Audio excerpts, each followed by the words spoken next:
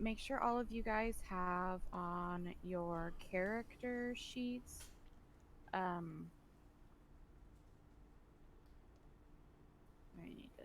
Let me hang on. Let's get Jose in roll 20. Oh, he's on Discord. He can hear you. Great, cool.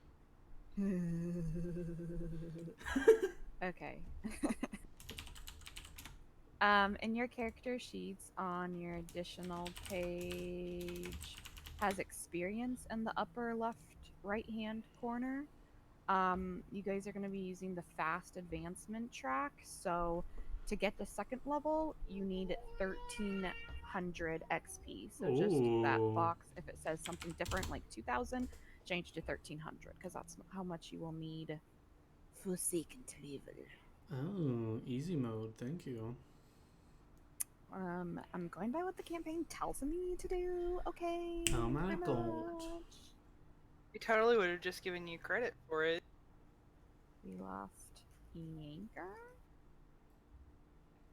Wasn't he like using the bathroom? Yeah, but I don't know why that would take him out of Discord. He's like offline. I don't know if he's. I'm just figuring something could have happened while he was away from his computer. He.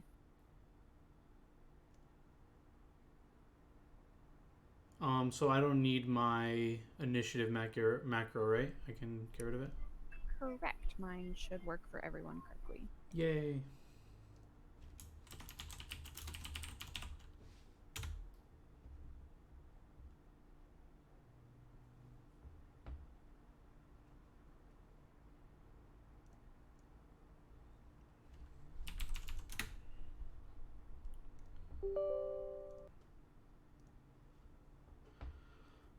Oh no, I forgot one of my macros.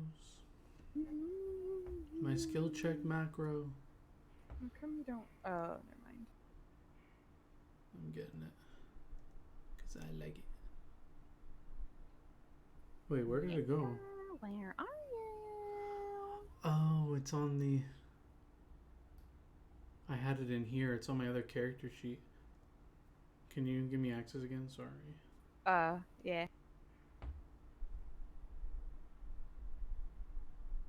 Or if you want, you can do it, but I think you're busy. It's fine.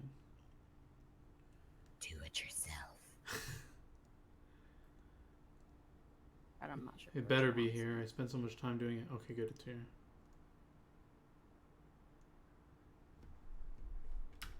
Control C. Add. Boom, bing, bang, boom. Skill check. Save.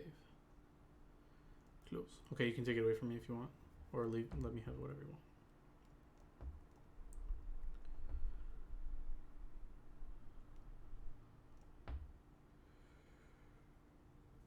Oh no, this won't work because I have to change all the names. No, you can take the character away, but I have to change all the names to my new name. Fuck it. Okay, I'm not gonna use this macro. Jaeger says that his computer picked this exact time to start doing updates and it's resetting itself. He'll be back as soon as he can. Whew. So I guess while we're waiting on him, Jess, Jose, do you guys like have any questions? Yes. Okay. Did you give me a curved elven blade? I don't think so. Because I don't recall ever having one, but it's there. That's What? weird. Oh, what? Curved blade elven?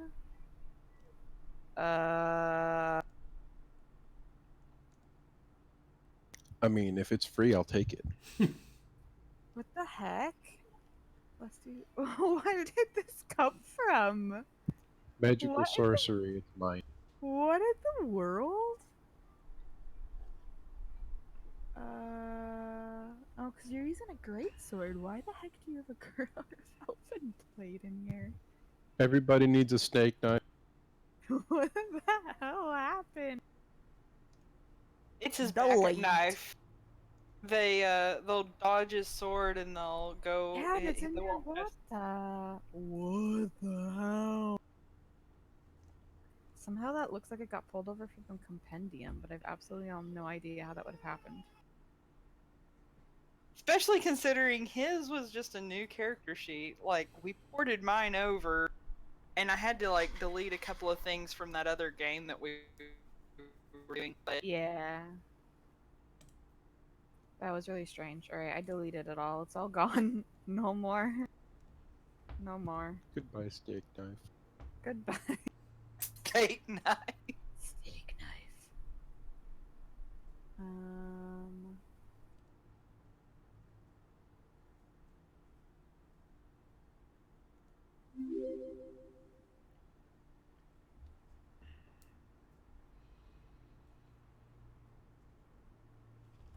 Okay, I well, am, those are good. however, Be giving back you inside.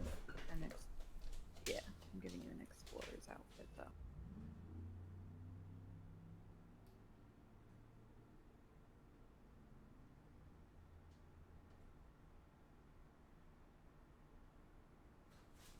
Alright, any other questions other than the Okay, I'm back. mysterious blade?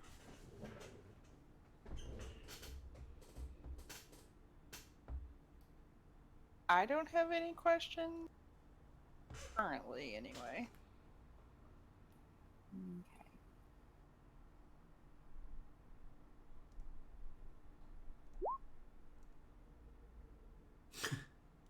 Oh, what?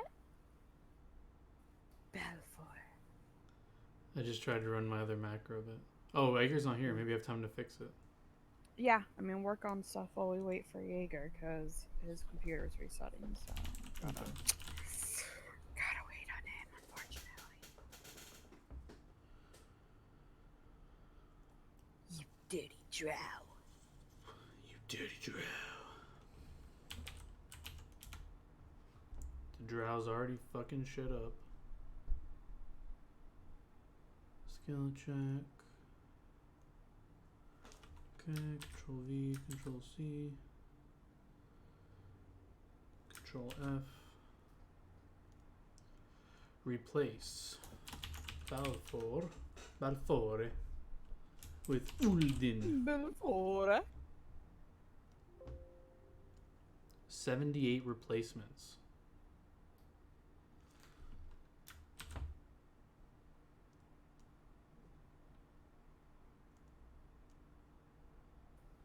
I love it when I take a drink of sparkling water and get slight fizziness going up my nose, and it's like, ooh. That's what's known as a clean out of your nose. I literally A fixed what? that macro in a minute. Sorry, go on. Yeah, I should have had you do that for me. Instead of changing all the words. What did you say it was called, Jess? I said that's called cleaning out your nose. It's like scrubbing bubbles. Alright, it's like, whew, that tingled.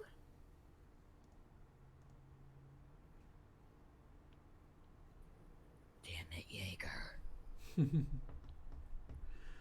The cutoff time, is that because of you have to go put kids to bed or something, or can we run a little late to whatever, or? It's usually to get Everly to bed. Oh, true. No biggie. We can see how things go, but typically she's getting pretty grumpy right about then. And usually, like on non-D&D days, I'm actually like feeding her baby food around 6:30, and then she goes to bed at 7. So on D&D nights, she doesn't get any of that till 7. Hello. Is my mic even working? E? No. It's working. New mic, who dis?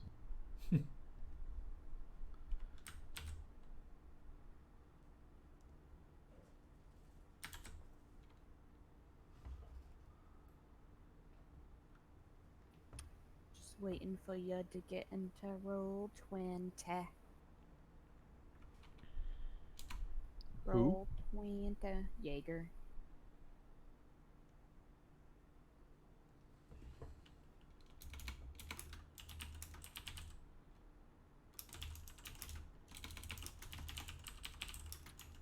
Damn. So what tab am I mostly going to be on for the character? Mostly you'll be on like the first main tab. Especially for you, because you're not a spellcaster, so you don't have a spell tab. Configuration you're hardly ever going to look at other than when you're leveling your character. And mostly same with additional, unless you're adding gear, adding XP, or need to like refamiliarize yourself with like features and traits and things you have, right? So pretty much during gameplay, you'll almost always be on the main tab. Okie dokie. Okay, I'm here. I'm loading. Okay. Let me know when you're loaded.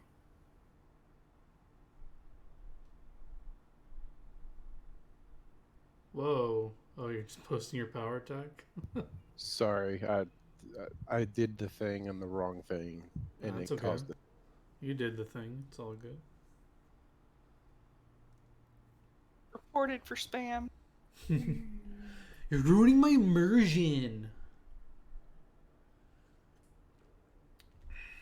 I didn't realize how upset people actually got for that, so I stopped doing it.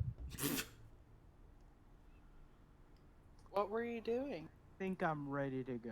Although I don't. Interrupting our peers on the game. Oh my god.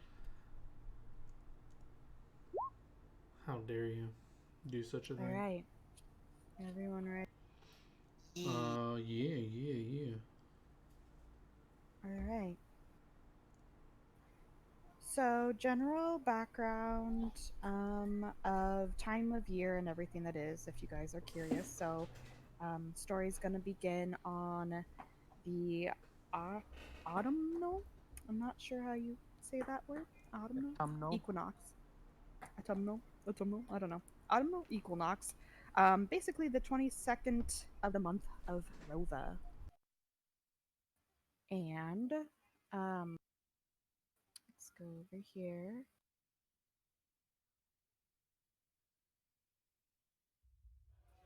So, if anyone needs the background sound turned down a little bit, just let me know. Suffer and Marco, you start the game off in your regular pub that you two frequent together to hang out and drink and swap stories.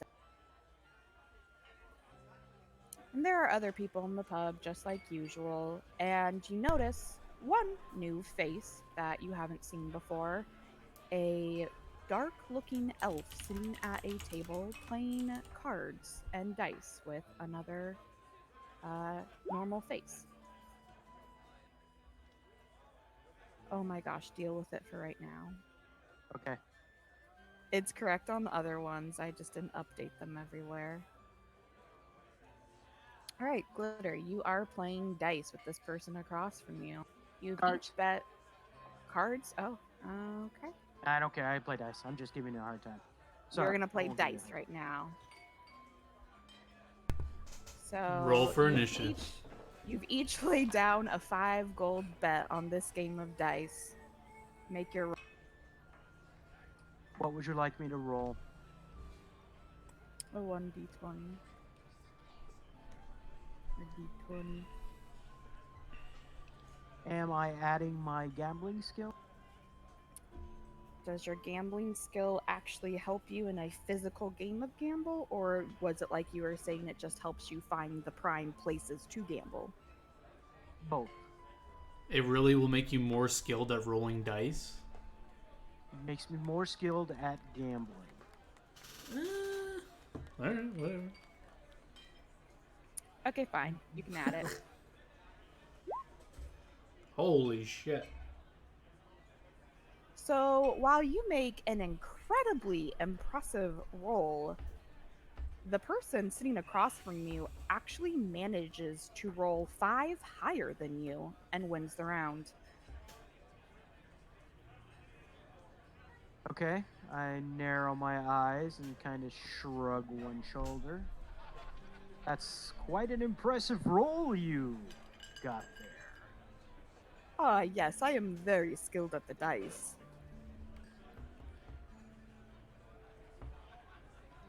I can see that you're very skilled.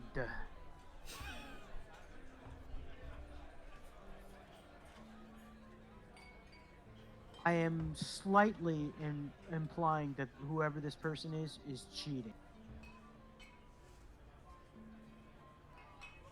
I mean, are you going to imply to their face they're cheating? No, but if he senses motive, frankly, that's a nat 20 and he beat me anyway, so I'm not He going to did. gamble with this person. So, Sephra and Marco, as you're sitting there and you're watching these two play dice, I would like both of you to roll perception checks for me.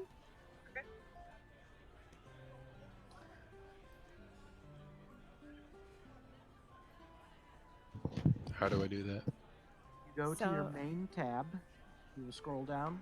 On your list of skills, towards the bottom will be perception. You click on the word perception.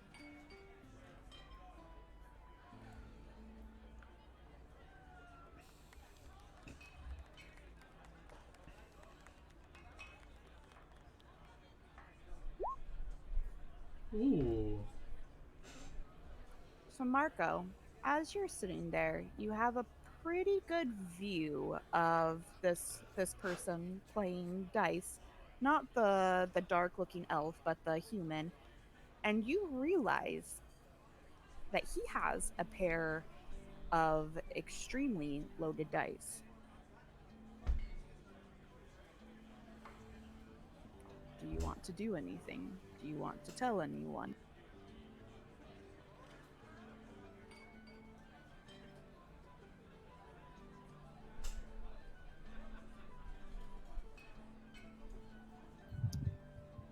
No, I just scoff and look away.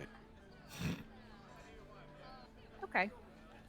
So this guy, being pretty happy that he's just won himself 5 gold against you, gets up and goes, "Oh, great playing with you, fellow. I hope to play with you again." And he starts like walking towards the door. You what? You don't want me to give you don't want to give me a chance to win my money back?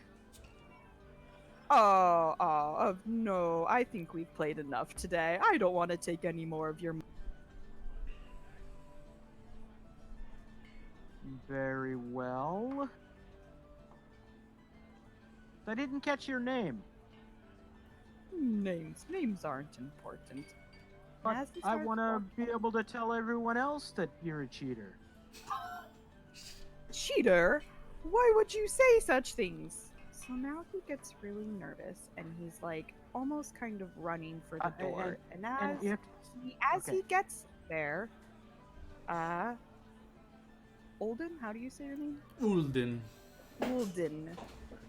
You enter the establishment and he runs right into you and proceeds to drop his loaded dice on the floor. Oh, pardon me, sir. I look over. You dropped your loaded dice, and I'm using my bardic performance to project my voice. That's such an odd thing to carry. So with that, the bar suddenly goes silent, and Amico comes around the bar and kind of comes up to you guys. What was that? What did I just hear? I'm gonna move one step closer. Oh, nothing. And I'm completely happy when I say this. I was just commenting on the fact that he's got loaded dice. He seems to be nervous about it. The guy kind of like looks back and forth. He's getting pretty shifty looking, like he wants to bolt out the door. Amico chimes in. Now. We don't allow that kind of cheating here, sir. I'm going to ask you to have to give this gentleman his money back.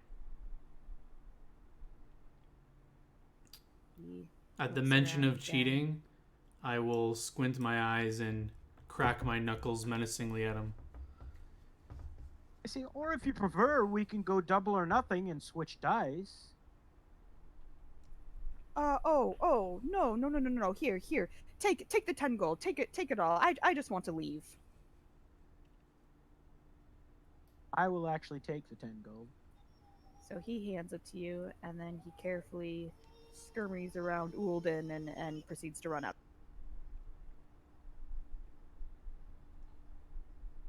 Okay. I walk over to Amiko and say, sorry about any disturbance, and I actually hand her the extra 5 gold. I really only lost 5 gold to him, but I figure. She thanks you for the generous tip and goes back to tending bar. She's not the one-legged one, right? No. She's the really attractive one? Okay. She's the rebellious daughter. I mean, yeah, I don't think her info says really attractive. I do that thing where, like, you know, like the guys, when they know they're really fucking good looking and they do that smirk and raise an eyebrow as she's walking away, I do that at her. She ignores you.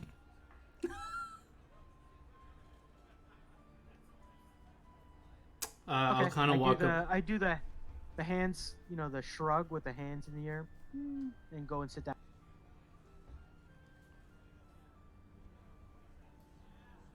Okay. I was just gonna say while you were still standing, I was gonna say, there's nothing I hate more than cheaters. I hope you got all your money back.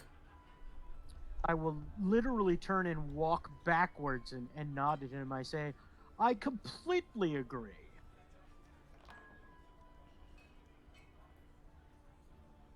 I call across the bar.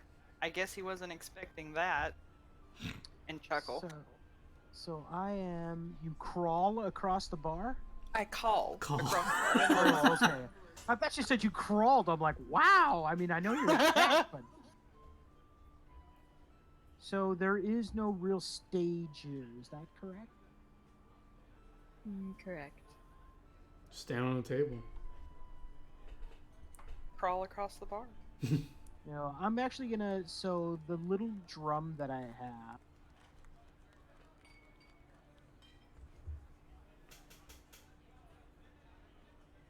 While you're doing your drum thing, I'm just walking to the bar and taking a seat and asking for a glass of water. Nico comes over to you. Oh, good sir, don't you know it's the Swallowtail Festival? Drinks are on the house for everyone during the festival. Please let me get you one of our finest ales. On the house, great. I actually have 0 gold as I spent it all on my way traveling here. She hands you a pint of beer. Thank you so much. You are so kind. She does say, oh, the drinks may be free, but I personally do require a story of your travels in return. Oh, A story? A story, you say? Why, I think I can help with that. oh, And I have a little. You see Karate Kid too? yes, Daniel's son. It's been a while, but yes. Oh, I tried to link something. So you remember the little little drum that they have that you roll back and forth between your hands? I can't remember it.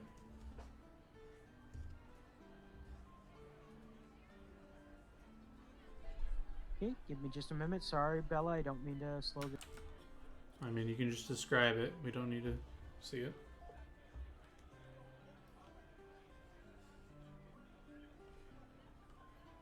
Okay, it looks like that, and you roll that handle between your hands, and it makes a drumming noise on both sides. Click, click, click, click. I'm going to basically pull that out and start drumming in a peculiar beat and start telling a story of the cleric who traveled cross country. A traveling cleric. I'm an oracle. I just coughed. No, I mean, that's the name of the story. Oh. Let's hear it. No, I don't feel like it.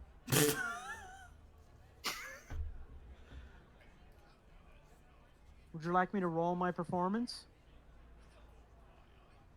Are you really not going to tell us your story? No, I'm really not going to tell you a story. I will regale the bartender a story if she wishes. So I guess, yeah, roll your performance.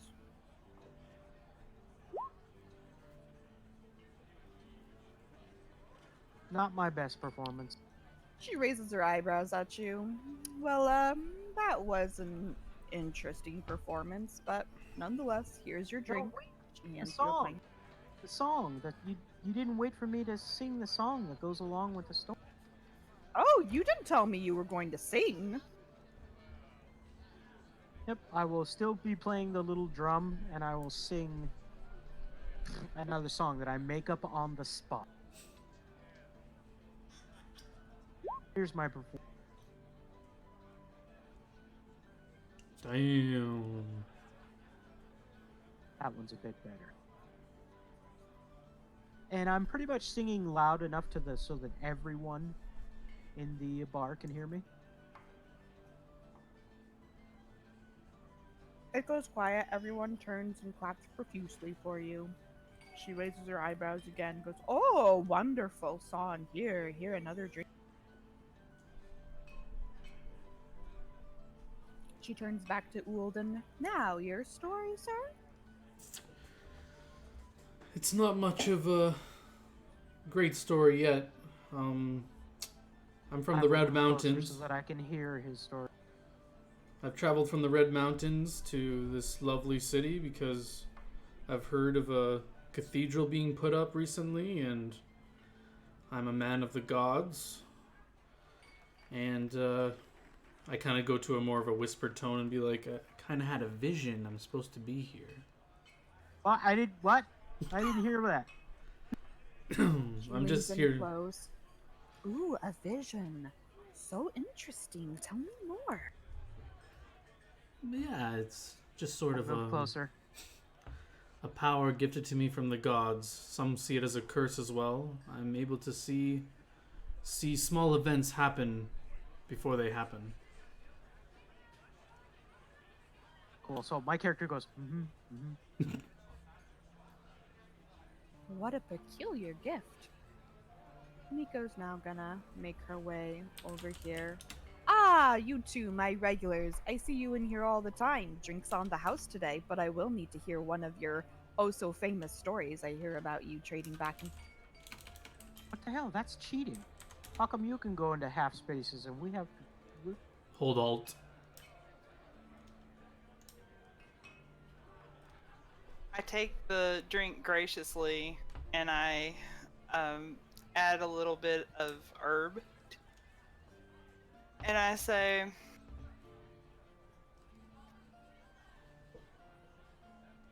our stories aren't really very happy, but I'll tell you anyway.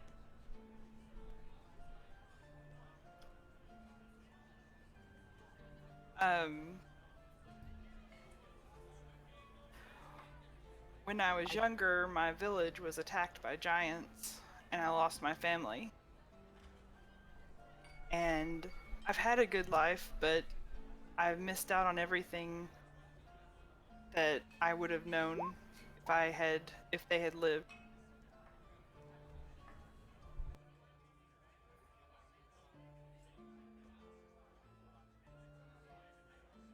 As a result of all of this, then I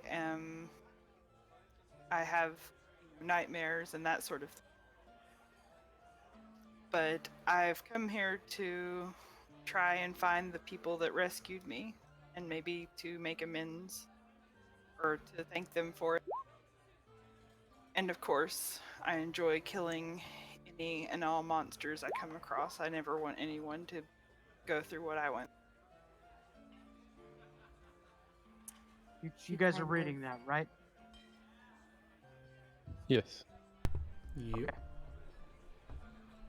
She looks at you with sad eyes and says, "A toast to our lost loved ones." I raise thank my her. glass. And raise my glass and take a drink. She chugs her beer. Slurps it, right? "And you, strong one, what tales do you have to tell us?"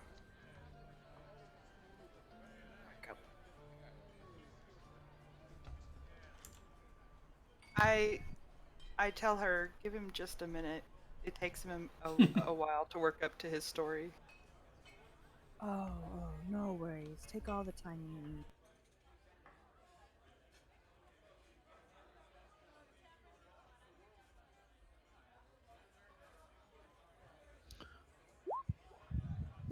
Mine is a similar tale.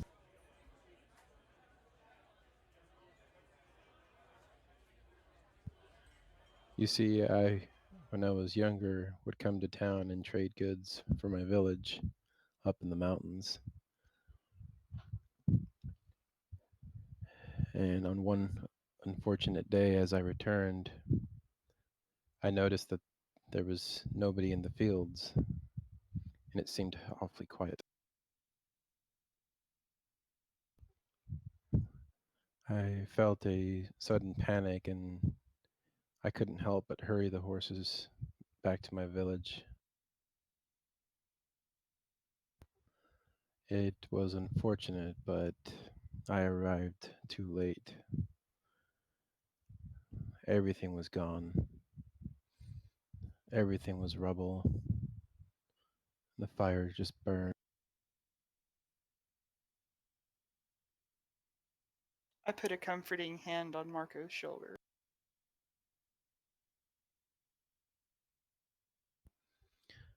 Those who were not in town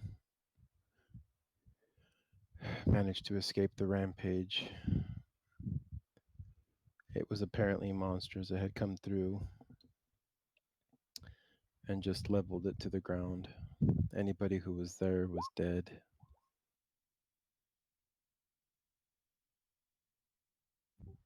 The people that came back quickly grabbed their things and left, scattered in all directions. But I stayed to make sure that anybody who was there was buried properly.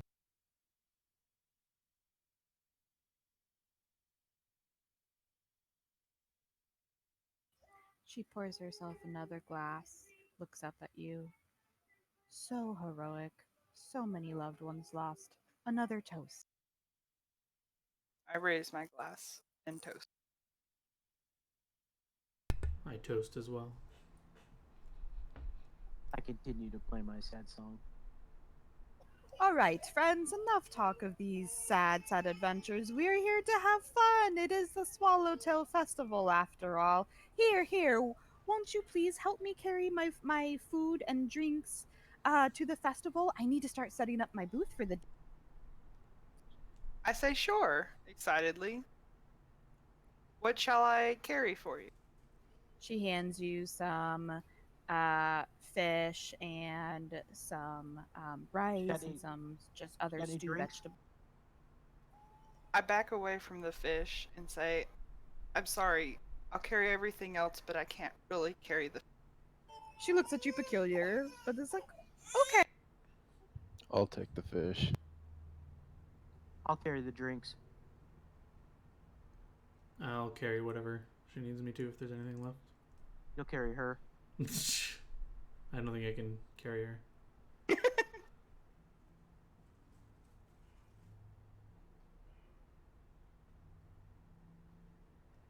Sorry about that. I had to situate the baby. No problem. She hands the rest of you a bunch of different things. Some, one of you a like keg of beer and a wheelbarrow to roll, and other random miscellaneous items. Then she proclaims, "Follow me. I'll show you the way to the festival."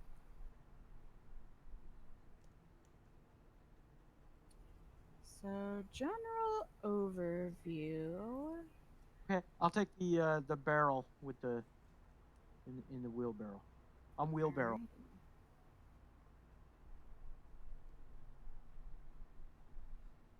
Why won't this thing scroll over for me?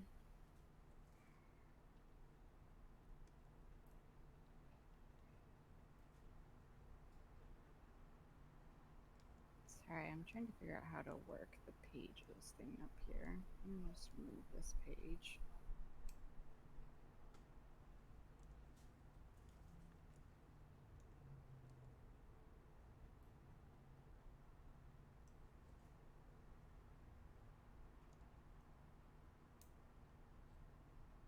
All right, here we go. Ooh.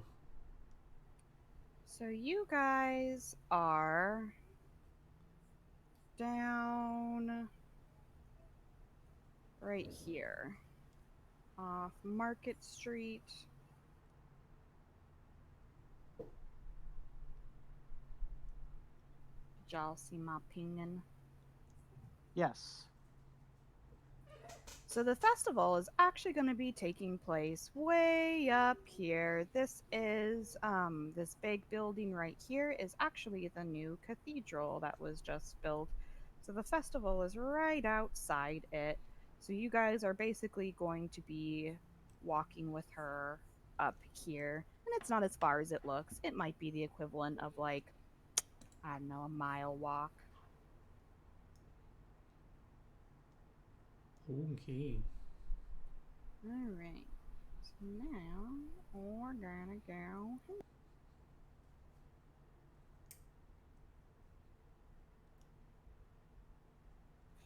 So you guys arrive at the festival. You're right next to her little tent and booth, and she shows you where to drop everything off for her, um, so she can start getting everything set up for the day. It's still early in the day. It's probably like 10 or 11 ish in the morning, so she needs to get set up for basically serving lunch today at the festival. And as she starts setting things up, you notice there's quite a few people at the festival. It's definitely getting hopping as this is like a big deal around San.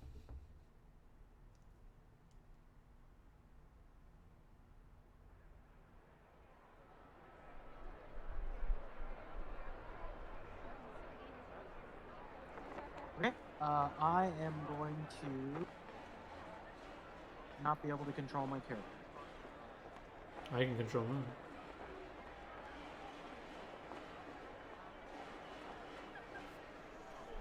Okay, so we've already helped her set up then?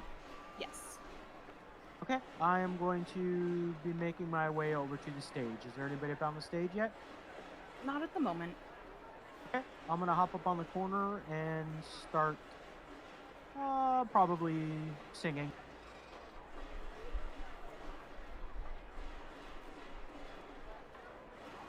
I'm going to go check out and see what is over by this green tent over here. And my character isn't singing for tips or anything like that. He's just singing as he likes to sing. Yeah, I think I'm gonna So- check out all the tents too. Yeah. So glitter, a small amount of people kind of gather around and start, you get a little crowd sitting there listening to you sing your. Okay. At that tent, you guys, Safra and Ulden, you will see just other food vendors. They have like lots of samples and things you can try if you're interested. Everyone's sort of getting set up, and there you actually see signs around about how for all the food at lunch is free, and they actually do sort of like a food competition, and have everyone try each the vendors' foods, and then they rate them and see who has the best food at the festival. Did you say it's free? It is free. Hell yeah. Woolden goes up to each tent and taste tests like all the different food. They're all eager, like, here, try this, try this, try this. Ooh, make sure you come back for lunch. Come try our food for lunch. And you better vote for us. Sephra Ooh. runs over to Marco to tell him about the free food. She's excited about it.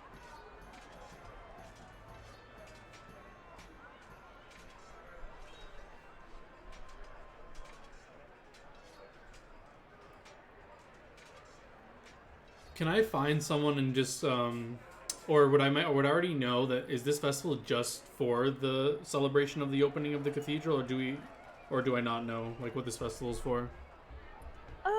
Since you're new to Sandpoint, you probably wouldn't really know, but pretty much if you asked any of the locals, vendors, anyone around, they'd be able to tell you what's happening.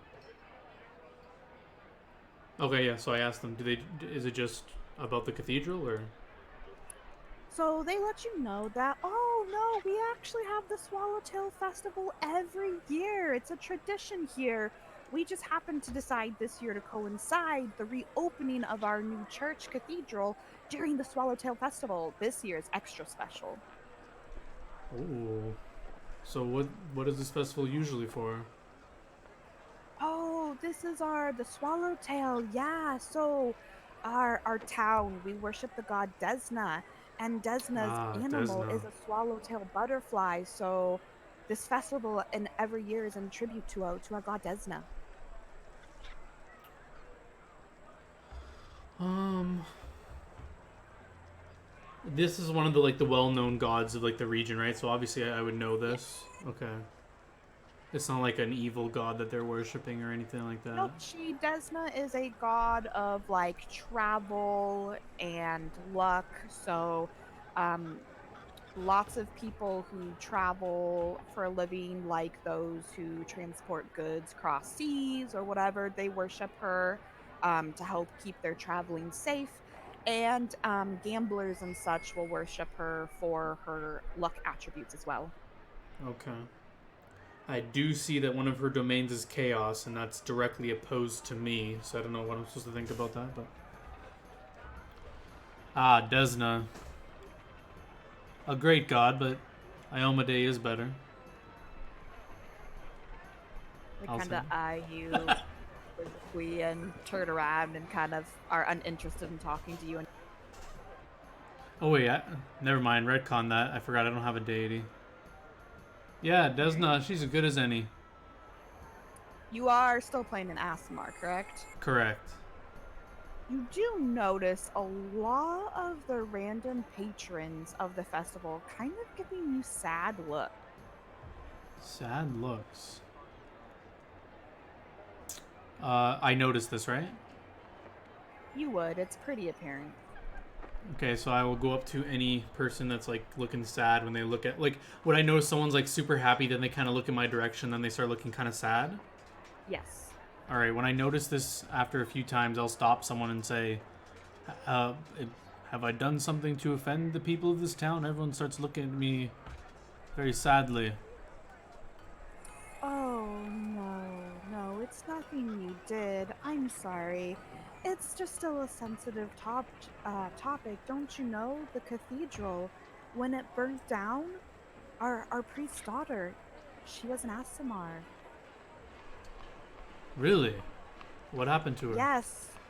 Oh, no one knows for sure. She was the only Asimar this village has really ever seen. And then tragically, when the church burned down, her father, his remains were found inside. Her remains were never found, but most assume she died in the fire as well. Well, if her body wasn't found, Asamars are tough. I don't think a simple fire would kill one of my kin. Well, she hasn't been seen since, so she is dead or long gone. Hmm. Well, that explains it, I guess.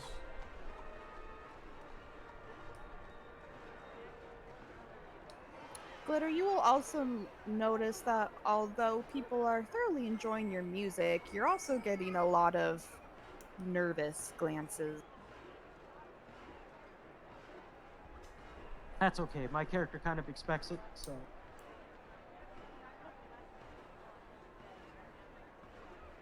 So after a few minutes, after you guys have been wandering around for a little bit, um, you'll notice that the sound kind of dies down as the mayor actually walks up on stage and probably kind of comes up to you, Glitter, and tells you, "Okay, you need to get down now." Okay, I stop and I hop up. You got to get the hell out of here. Please move, sir. We need to use the stage now. Could you please get off our stage? Very nice singing, by the way. Lovely music, but we need our stage now. So could you please you know, are you getting off their stage? Yeah, sorry, I said I hop down. Oh, okay. You just move the character.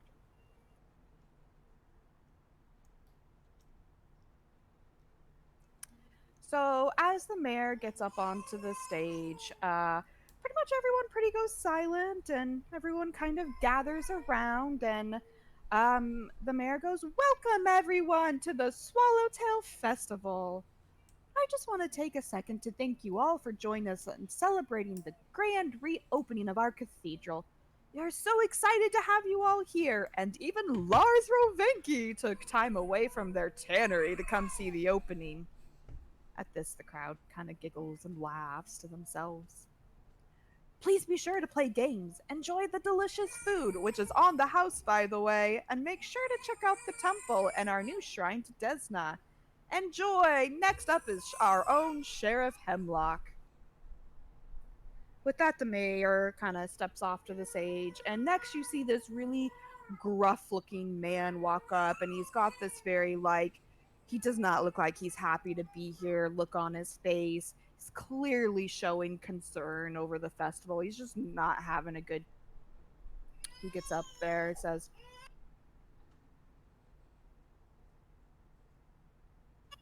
"Welcome, everyone. Please remember, be safe tonight around the bonfire. We don't need a repeat of what happened 5 years ago. And with that, I would like us all to take a moment of silence to remember those we lost in that fire." The crowd goes hushed for a few minutes. I bow my head in prayer. I also bow my head. Alrighty then. Thank you. Be safe. With that, the sheriff walks off, leaving the mood of the crowd much more somber than it was before. Mayor Devrin steps back up there, says, okay, guys, the next speaker was scheduled to be Lonjiku Kajitsu, but a sudden illness has prevented him from attending the festival today. After that, you overhear someone in the crowd kind of be like, no surprise there. The sheriff continues, so instead, Sandpoint's own showman, Cedric Drokas, has volunteered to speak on his behalf. Cedric walks up there. Cedric goes into a very long-ended, rambling spiel about the process the town went through to finance the cathedral and just all these logistics and things. And, you really start noticing the crowd is getting bored and they're just like, okay, guy, get on with it, get on with it. Suddenly, he perks up and with excitement, he proclaims, "Oh, and don't forget to stop by the theater tomorrow evening and check out our production of The Harpy's Curse. The lead role of Avicera, the Harpy Queen, will be played by none other than the famous Magnamarian diva Alessandra." With that, Cedric leaves the stage. Mayor Devrin steps back up once more and says, "Okay, guys, and lastly, here is Father Zan." So you see the father approach the stage. I kind of perk up at the notice of a mention of a holy man. I will So he actually make gets my up way there, and closer. Is there like a crowd around this yeah, there's stage? definitely a crowd of pretty much everyone at the festival has kind of stopped and is listening to the speeches of the. Okay, I will. I don't know if you need me to make any checks or rolls, but I want to push my way through to the front. Or if I can just easily get there, then I'm getting there. You could probably just walk over by me. Nobody's probably standing within 5 feet of me. Yeah, if I notice glitter, I'll be like, Yeah, oh, the yeah, Bard you've noticed Familiar. everyone's kind of leaving an area sort of around Glitter. They're not wanting to be too close to him, so there's plenty of extra room right there. All right, if I notice him, I'll kind of just like give him a nod, but my attention is to the man on the stage. Sure. So Father Xantus gets up there, and he's looking pretty happy. He just quickly says, "Thank you all for attending and helping us share in the celebration of our reopening of our temple. I appreciate you all so much for being here. I don't really have much more to add, so with that, the Swallowtail Festival is officially underway." I start Everyone, clapping. yeah, everyone else claps and cheers and. Side note, how do you do the action like Jaegers do? Slash me, and then whatever you Oh, want. okay.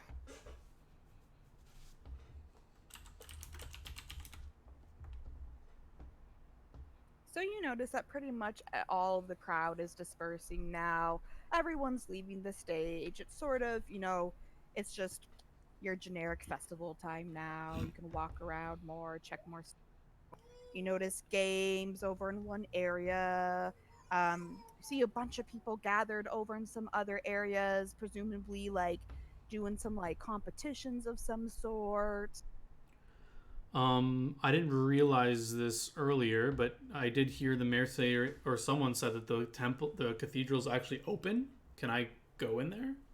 Ooh, yeah, you can go walk around it if you want. I will make my way to the cathedral and go inside and just check it out. Sweet. You can do That's it me anyone else. juggling 3 kunai, which are basically the little knife things that they use in Naruto. So you notice that this temple is very elaborately built. They really pulled all the stops out for this new temple. Lots of marble and stone. There's a really big like statue to Desna right as you enter the temple. It's a really pretty temple.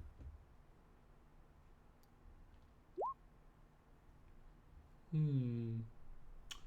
Are there like clerics and stuff around in the temple, or is it just like Not random people, really. civilian There's people? just other random people who haven't seen it yet, just kind of browsing. It's the big hot new thing just opened, so kind of everyone's taking their turn at like just walking around and checking out the new temple. I mean, the village hasn't had a temple in 5 years. They've pretty Mm-hmm. much had to like erect small tents or have certain houses be sort of elected to be like the worshiping area for the week, but they haven't had an official worshiping area in the last 5 years.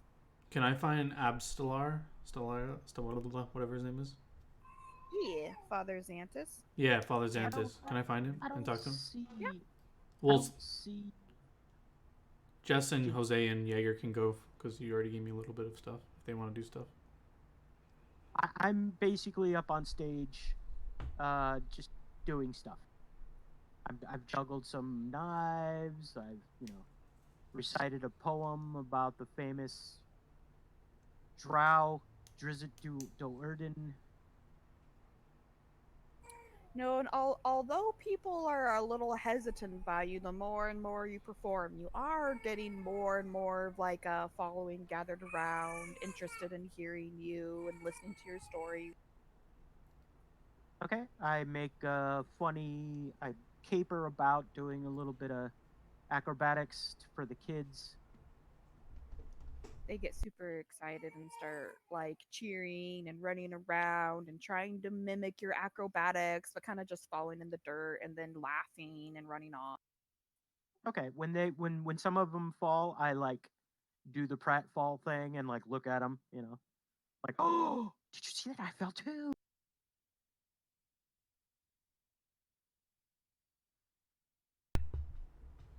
I'm over here. I While I'm eating, I am looking around the fair to see if they have anything like do they have any kind of like clothes or like lucky talismans or anything, or is it mostly like a food fair? I don't see It's you, by the way. What? I don't see Gingy on the map. She's right We're there. You over don't by see the her? red. Yeah, Yeah. she's right next to Marco. Really? Kind of 'Cause blends in. I'm pinging where her token is. Do you not see it? oh, yeah, I can't see her token. Weird. Hmm. So although it's mostly food, there are some other vendors that have some random other items and things to look at. People who craft their own things and are of course trying to sell them. But Safra, as you're walking around, this one vendor starts being like, "Hey, hey, you, cat lady, come here. I have the finest cat grass from across the seas. Come, you must try. You must try.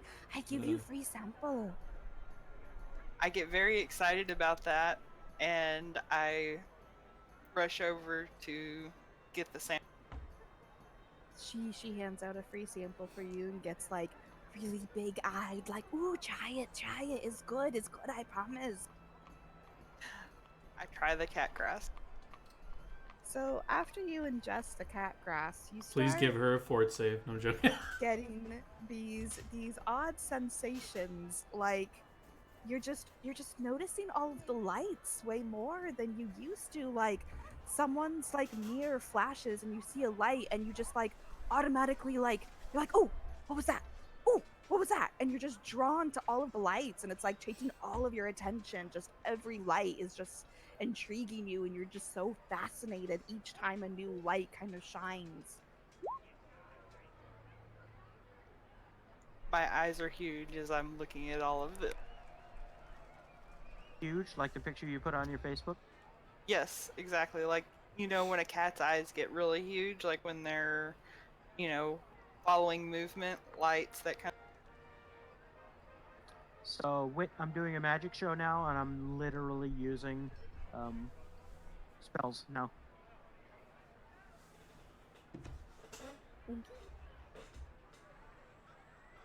So the vendor turns back to you, Sephra goes, yes, yes, you like the cat grass? Wow, that's a terrible song that I put in there for that. I giggle at the vendor and I say, "It's very pretty." Yes, cat grass, very, very pretty. You come back later, I find you more. I find you stronger, cat grass. I make a mental note that I definitely am going to return later.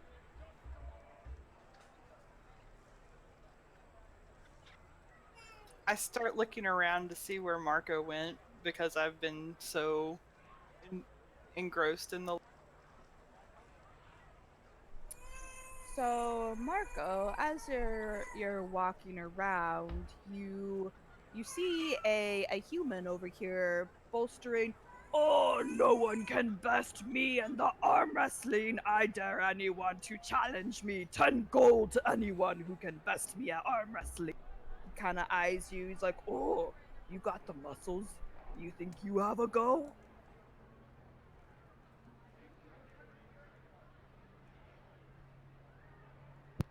Shrugs, sure, why not?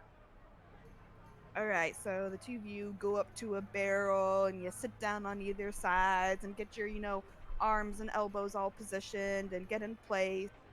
So roll your strength.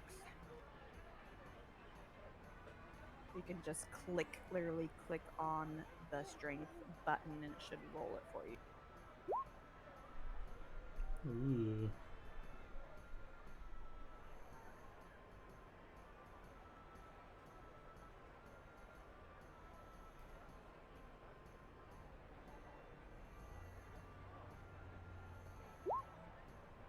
Oh. So the two of you start arm wrestling and you start, pushing harder and his eyes just start going wide and he gets nervous and then you just slam his arm down on the table, besting him. Oh, you're so strong. You won this fair and square. And he hands you the 10 gold. He's looking pretty like, damn, I haven't been beaten in a long time.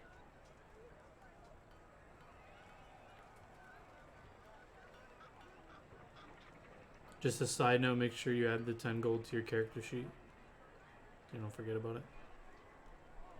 It's a lot of gold. So real I, quick, yeah, what were you gonna say, Jose? was gonna say, uh, I could do whatever with it, right? Yeah. All right. So can I walk over to what's his name again? Old Glitter skim? Uldim, me Ulden. or John? Glitter skim is the Walk over bard. to Olden and Oh. hand him the 10 For what? because I remember you said you had known. Wow. That's very generous of you. You I guys mean, keep exploring for a couple minutes. I need a quick moment, aka kiddos. alright, we can RP this conversation. Well, I was in the cathedral, so do you like randomly go inside and try to find me? I guess you can send me to. I guess I'd wait outside since I didn't want to just sneak up on you. I'll say, are you sure? 10 gold is a lot of money. I mean, I won't refuse any donation, but I will put it towards the gods if you see it can leave your purse. Yeah, it's the only reason I wrestled. Thank you. The gods will appreciate this.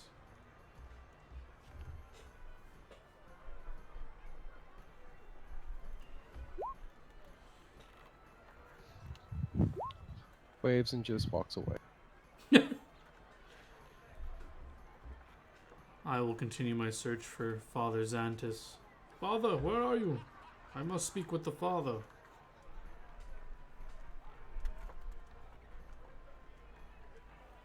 While we wait for Bella, you two RP, Sephra and Glitterskim, speak your conversation. So, Sephra is very intrigued by these magic tricks. She's still slightly under the influence of that cat grass. I'm now making spoopy sounds with my flute. Give us a sample of one.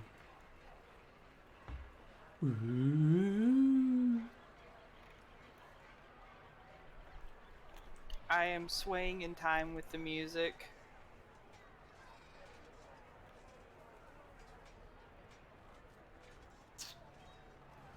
Father, where are you? Alright, I return. Welcome back. I'm searching for the Father Xantis. He's just walking around the cathedral. You find him pretty easy. Well, apparently I didn't because I was searching for him for several minutes. But anyway, I go up to Father Xantis. Father Xantis, I'm a visitor from the Red Mountains. Do you have a moment to speak with me? Oh, yes, I always have a moment for visitors. What can I do for you? I was in training to become a cleric in the mountains, but I found myself leaving because I turned out to have more powers towards the oracles. And anyways, besides the point, one of my gifts is seeing and getting feelings about the future, and I had some bad feelings about Sandpoint, and hence why I'm here. Is there anything you can let me know about? Is there any religious troubles going on? He kind of gets this troubled look and says, "Oh, no, I mean, we haven't had any problems since, oh, the time of unpleasantness, but that's all in the past now." Hmm. Well, as long as I guess if you say so. Is there a place to give donations to the gods or pay respects? Oh, yes, we have our shrine to Desna up over there, and on the south side of the cathedral, we also have a shrine with many of the other gods if you wish to go pay your respect. Okay, I will look for a place to, um, like drop 1 or 2 gold in like a donation box or something if there is one, or like if there's Yeah, like they'll a. have like probably by the entrance to the cathedral, they'll have like a little donation box that says, for repairs and such, and kind of a preemptive thing in case they ever have another fire. All right, I put 1 gold in, and I say like a silent prayer, not to any specific god, just a prayer in general, and I'll rejoin the festival, kind of recognize the people I saw from the bar, and just check out this performance going on the stage. So I'm now playing considerably louder, actually trying to draw a crowd. And I'm playing the song that I just posted in. Give me a quick second and I'll respond to that. Okay.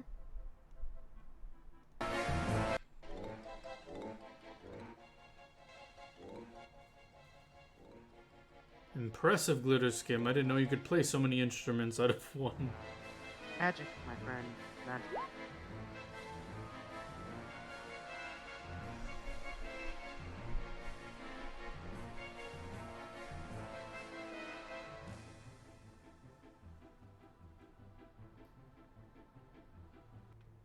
I'll be like trying to Exempted. clap along to the beat if I can. So as you're playing loudly, you do attract quite a crowd.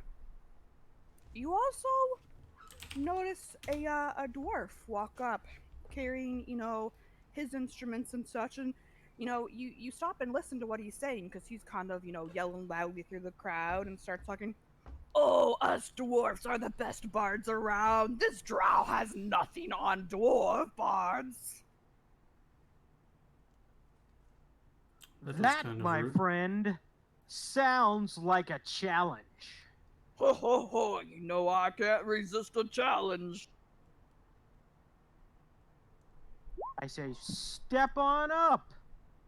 He gets up on the stage. You You play first or your me, friend? you play your best. I'll play mine.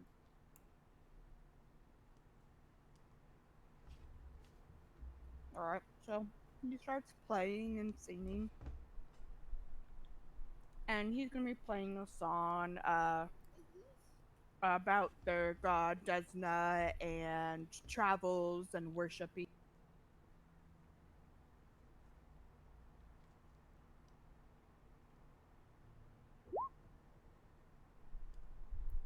Ooh.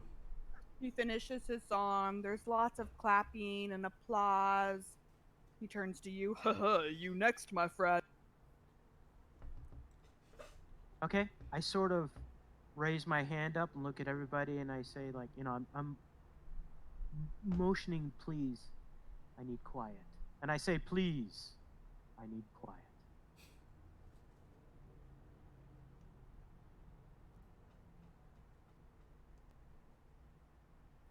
There you go. That's what I sing. To dungeons deep and caverns old, we must away ere break of day to find our long forgotten gold. I'm basically singing that to the dwarf, basically.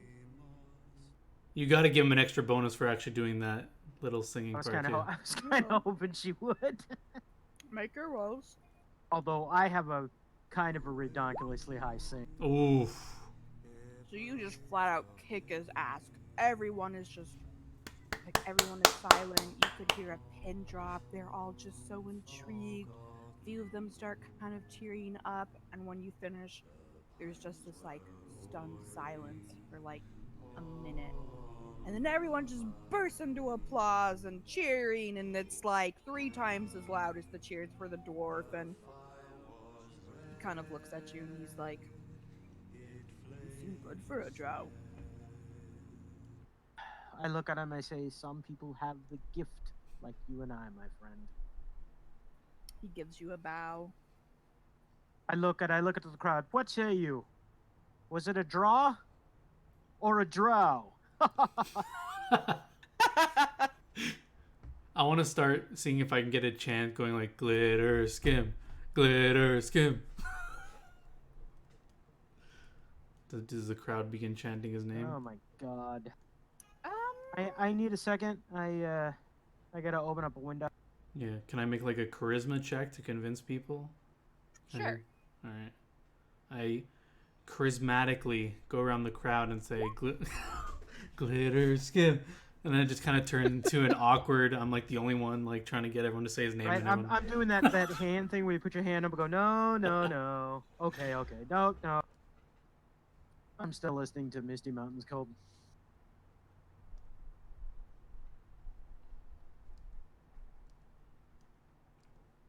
Is 9 a fail? Does anyone begin chanting with me? Like maybe like one or two start chanting, but then like no one Right, else does, so it just they're kind of doing like that, like, dies. Uncomfortable. It's just awkward, yeah. Glitter, I just kind of stop and I'm like, No, they're oh, looking Like who's yeah, glitter? glitter skim glue. No, it also. Everyone else is like, who the hell's glitter? it's my friend, the bard. We're friends, right? I say, thank you, my friends. Thank you. I'll probably be playing later on at the Rusty Dragon.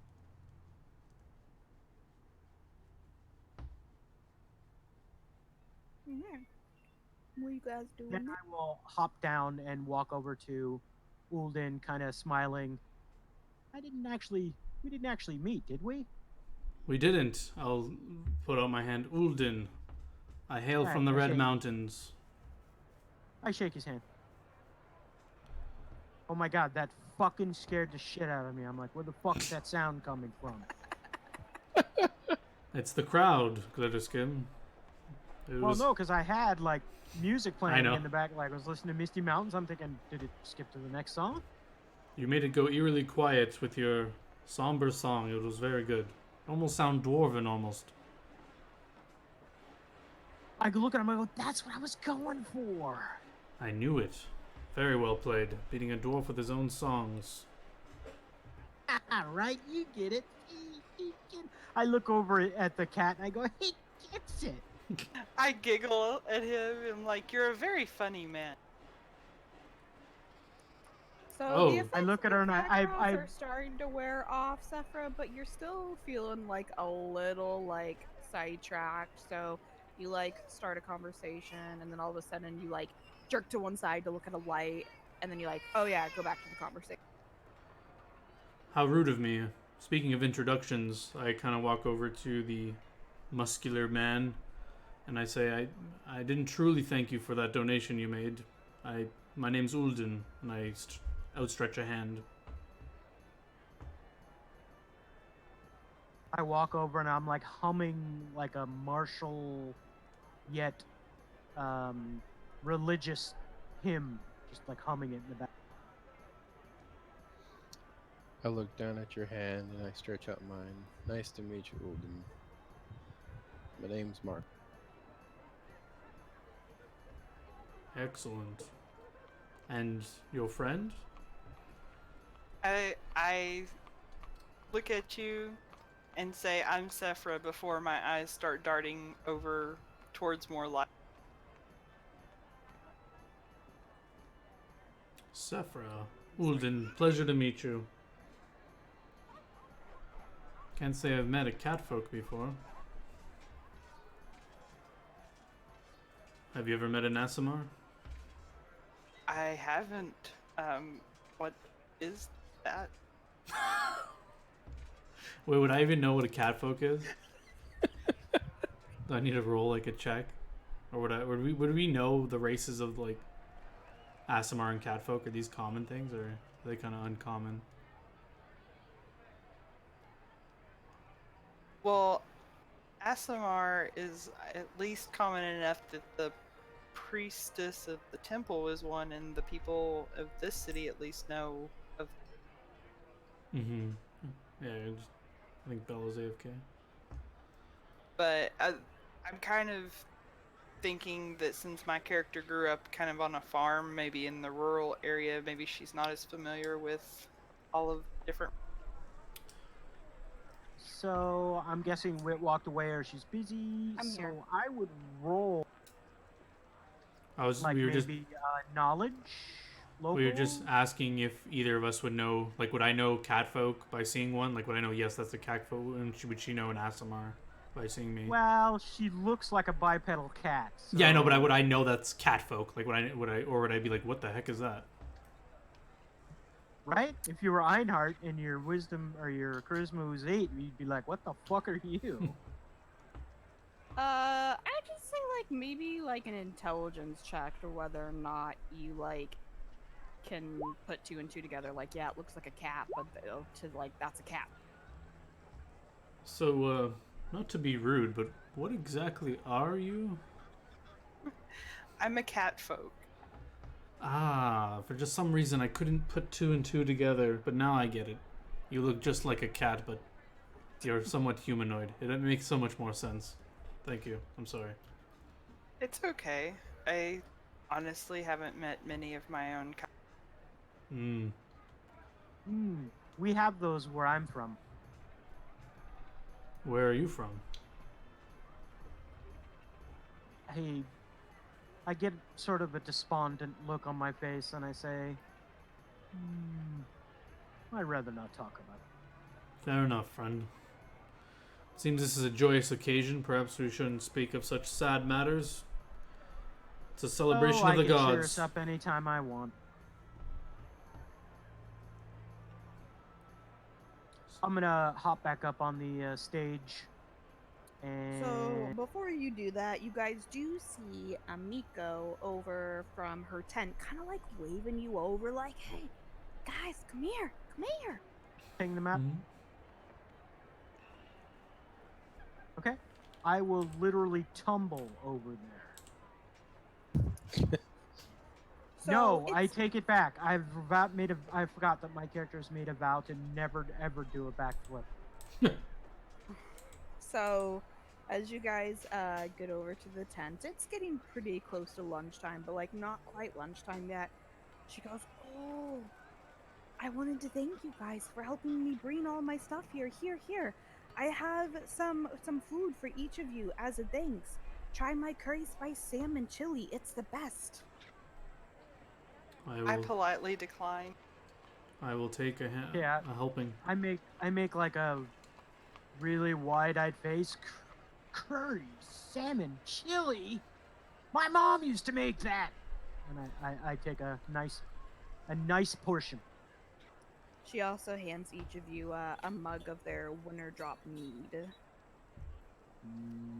I Mm. gratefully take the mead and I look down and say to her, I'm sorry, I don't eat fish. It's nothing personal. She kind of turns around and rummages through her different pots and pans and pours you a bowl. She says, "Here, I add the salmon later. Here's one without the fish," but still kind of gives you this weird look like, "Why the fuck are you a cap folk that doesn't like fish?" That's racist. He said no racial slurs, guys. You guys know what a close talker is? Yeah, Seinfeld joke. So, yeah, so my character's a close talker. So I lean in real close and I say, "Meat is made with honey." That's to Saphira. I back up because I can smell the fish on him, Ooh. and I try and just discreetly turn away so that I'm not smelling the fish anymore. I hold the bowl up to my face and I go, "Does something smell fishy?" I chuckle despite myself. Yeah, I very dexterously change the bowl to my other hand and kind of give her an apologetic. So, Amiko, you sure you don't require any compensation for all this? It's very kind of you. Marco, I correct you. His Oh name is Marco. no, I'm no, talking to Amiko. no. I know, but I'm kidding. Oh, I kind of nudge Marco. She This one's a she like joker. shoos you off, saying, "No, no, no, no, no. Just make sure you vote for me when you vote." Oh, yes, of course. You have I'm my word. sorry. Do you need these people to be influenced? I kind of squint my eyes. I hope you don't mean casting some sort of spell on us. She Not shoos you off, going, you, "No, no, everyone we else. don't cheat here. We don't cheat here. Get out of here. Just go tell the word of how great my curry spice salmon chili is, and tell everyone you talk to come over here. But no cheating, no cheating." Very well. I'm gonna like walk closer to Ulden. Not super close, but just kind of like loudly project my voice. Wow, this curry spicy chili is great. Ah, I kind of And like. At first, I look confused and I'm like, oh, I get it. And I will try to use all my charisma I can muster and be like, yes, this is the best food one could ever taste. I don't know if you want a yes, charisma check or. this food is good. Yes. So, and as I'm now making my way over to the stage again, taking like bite after bite and just being like, man, this is good. So as you're making your way over to the stage, you do see Father Xantus get back on the stage, and once again, at the priest's arrival on the stage, the crowd gets real hushed and starts listening again. And he comes up, and you see this really big crate on the stage, like a metal, um, mostly metal crate with just like small holes in it. And he takes this big cover off of it, and he starts talking to the crowd and um Wait, please. Sorry, it takes me too long to type. I whisper to the father, "Would you like some accompaniment?" he says, "Oh no. I'm fine. No, thank you. I'm okay." It'll be subtle, I promise. So he starts recounting just a short parable of how Desna first fell to earth and was nursed back to health by a blind child, whom she transformed into a mortal butterfly as a reward for her aid. And after he kind of talks about this story and, really just reveres the butterfly, he lifts up the um, the top to this crate, and you just see hundreds and hundreds of giant swallowtail butterflies come flying out of the crate. And literally, the sky just feels like it's covered with these, like, giant swallowtail butterflies flying around. Like, they almost seem like they're double the size of a normal butterfly. And, just the most gorgeous colors, and they're flying everywhere. And all the kids start cheering and cheering, and they're chasing the butterflies all around. And the most of the butterflies end up pretty much flying off to the outlining forest, but Yeah. one or So, two here remain in the square, and you just see the children constantly running after them, never quite able to catch them.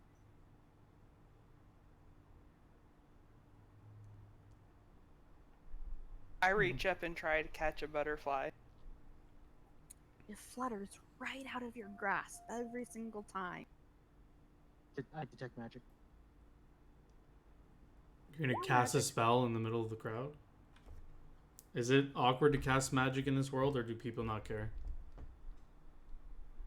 Um, they probably wouldn't freak out unless it was like a clearly offensive spell. But Like that's the magic is a pretty normal Well, thing. I'm not fireballing them. I know, but that's the thing. Like, I don't know how it works in your world or how you imagine it, but no one knows what spell you're casting until it goes off. So you could be casting Detect Magic, or you could be casting Fireball. No one knows, right? So the cool thing about being a bard is me playing music is the same thing. Looks exactly the same as me casting a spell, All right, fair enough then. unless there is a visible like glow about me or something like that. So like I'm basically probably like twirling my little drum, and literally the verbal component of my spell is: do you hear it? Do you see it? Can you smell it? Can you taste it? Can you feel it? Just for the record and future reference, no one cares if you cast magic in front of people. Just so I know. Um, minor magic things, and if you're added to when you're going to cast magic, like there's no hostility, they're probably not going to freak out. They might like stop for a second to see what you're doing, but if there's any hostility to the situation whatsoever, then they will immediately assume that you are about to try to do some sort of like damaging spell, and you will probably be like tackled or arrested or whatever, Okay, depending on who is around. So makes sense. context, basically. I like that. Sounds good.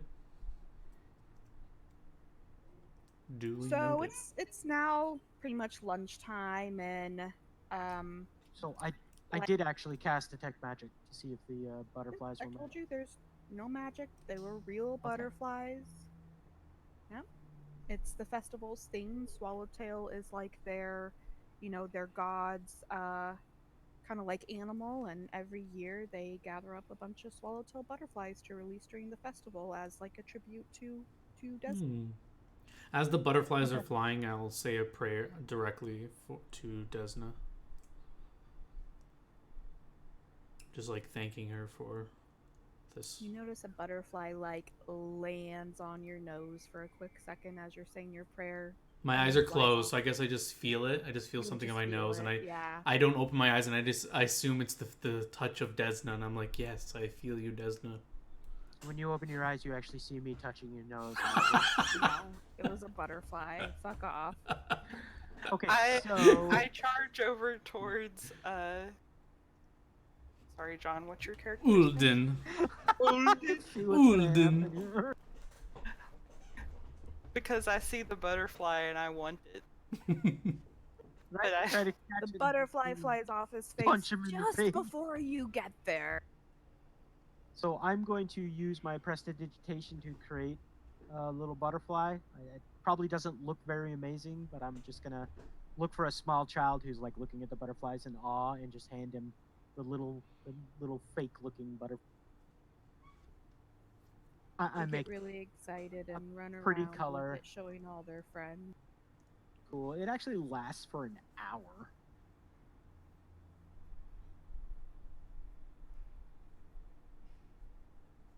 And I lean down to the child, and I say, "Tesla smiled on Jesus. you." Yeah, wait till you get into combat and see how useless my guy is in combat. So again, lunchtime, and lunch is provided free for everyone. It's pretty much at the expense of all the taverns. They kind of all pitch in and bring food to the festival. Like I said before, each brings its best dishes, and there's kind of like the whole like cook-off thing. And as lunch is sort of starting to die down, it's just like clear that Amiko's curry spice salmon chili is just the far winner. Like everyone just keeps going back to her tent to get more, and you see the other tavern owners kind of like have these faces like, ah, damn, she did it again. Like every year.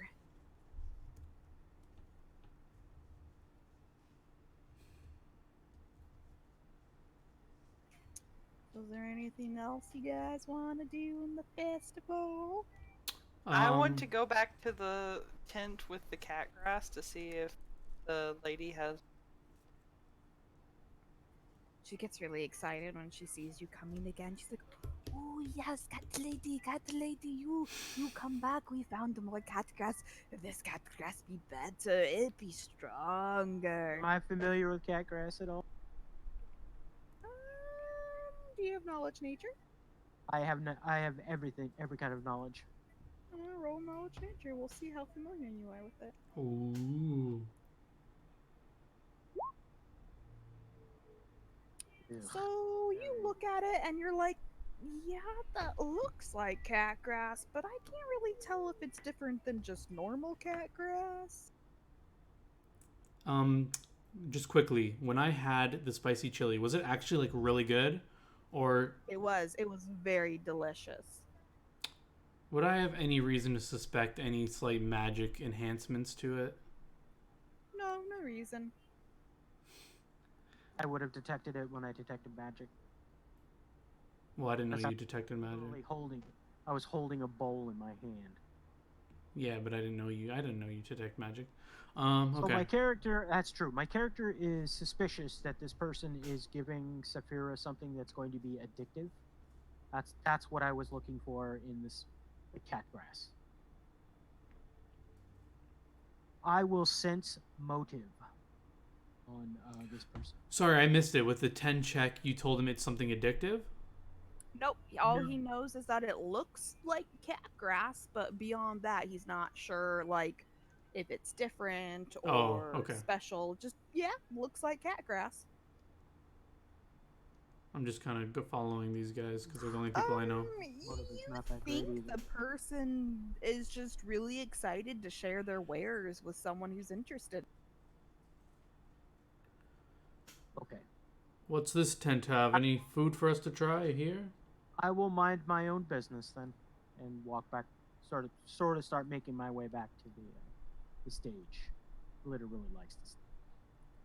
So, Sephra, do you take the cat grass she's offering?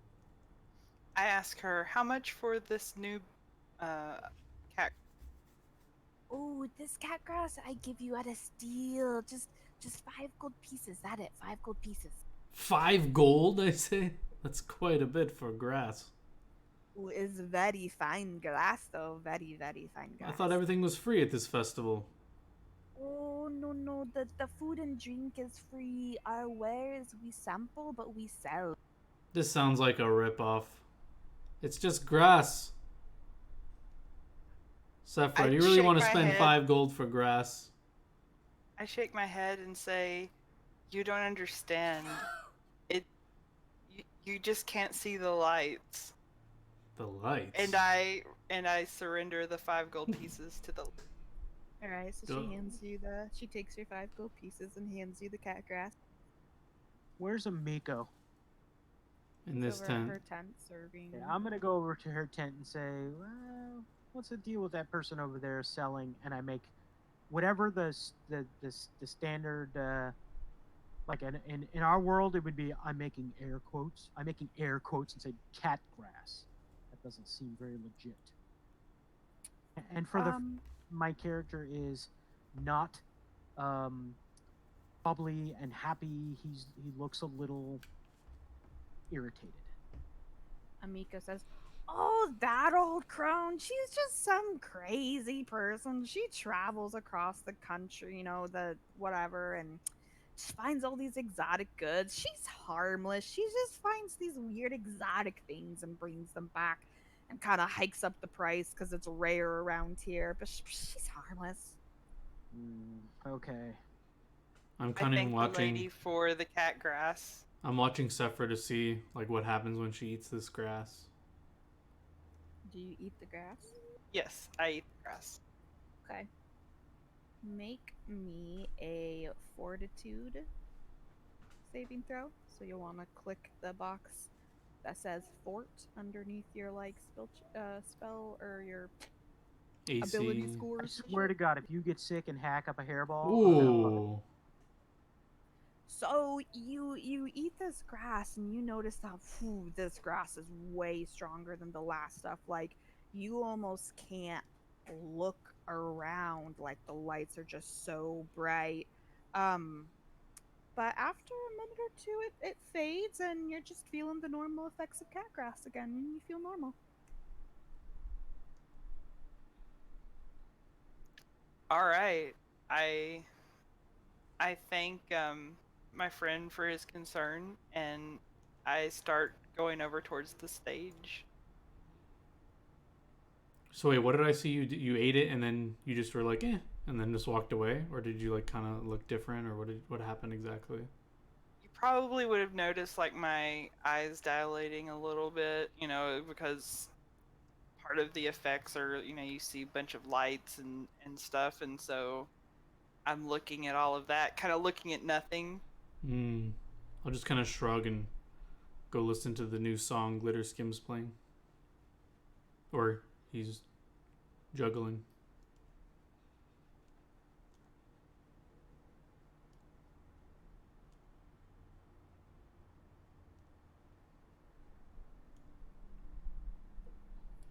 So as the day starts kind of winding down, the sun is starting to set. Father Xantus takes the podium once again, and um, he gets up there to make his next speech.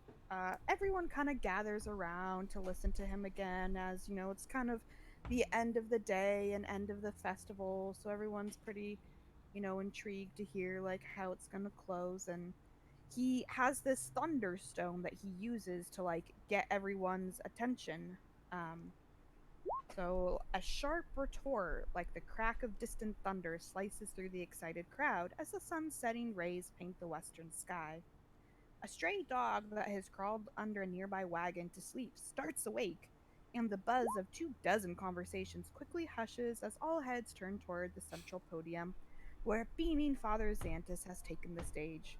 He clears his throat, takes a breath to speak, and suddenly a woman's screams slice through the air. A few moments later, another scream rises, then another. Beyond them, a sudden surge of strange new voices rises, high pitched, tittering shrieks that sound not quite human. Can I make a perception check to see where the noise is coming from, or anything like a or a You day? can in a moment, yeah. Jesus. The crowd parts and something low to the ground races by, giggling with disturbing glee as the stray dog gives a pained yelp and then collapses with a gurgle, its throat cut open from ear to ear. As blood pools around its head, the raucous sound of a strange song begins, chanted from shrill, scratchy voices. Goblins chew and goblins bite. Goblins cut and goblins fight. Stab the dog and cut the horse. Goblins eat and take by force. Goblins race and goblins jump. Goblins slash and goblins bump. Burn the skin and mash the head. Goblins here and you be dead. Chase the baby, catch the pup. Bunk the head to shut it up. Bones be cracked, flesh be stewed. We be goblin, you be food. Was that in common? Yeah. Creepy goblin Either that or Bella speaks great fucking goblin. I'm gonna go with great fucking goblin. At Okay, this, so everyone make me a perception check. I rolled. Do you want me to roll another one? I rolled one before already. No, I see yours. It's fine. So, just for the record, if this song is being chanted and I hear the screams and everything, I'm like readying my shield and being in a defensive stance and looking where the sounds are coming from, and I'll kind of shout for my newfound friends to aid in vanquishing these wherever these beasts are. All right, so everyone except for Glitter Skin, you notice that the dog, when its neck was that a goblin jumped from behind this wagon over here and slit the neck of the dog before shrieking and running off and cheering, "Ah, get the launchings! Get the launchings!"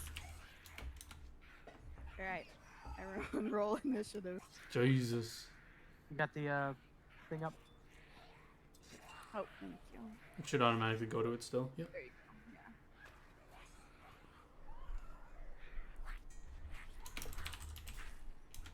So, Jess and Jose, yeah, I don't know if you noticed, but you have the initiative button.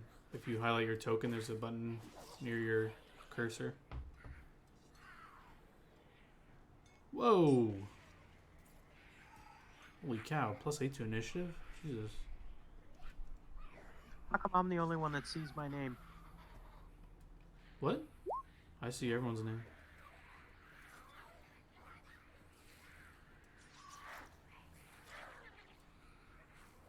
Oh, you mean on the turn order? Yeah, Correct. it's because I I only think- see my name. I think Bella has the plates turned off. I think she sees them, maybe, but we don't see them.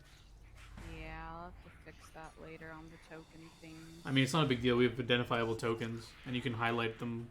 Like, you go in the turn order and put your mouse over, it highlights who it is. Anyway. Oh shit, this combat music. I'm digging it.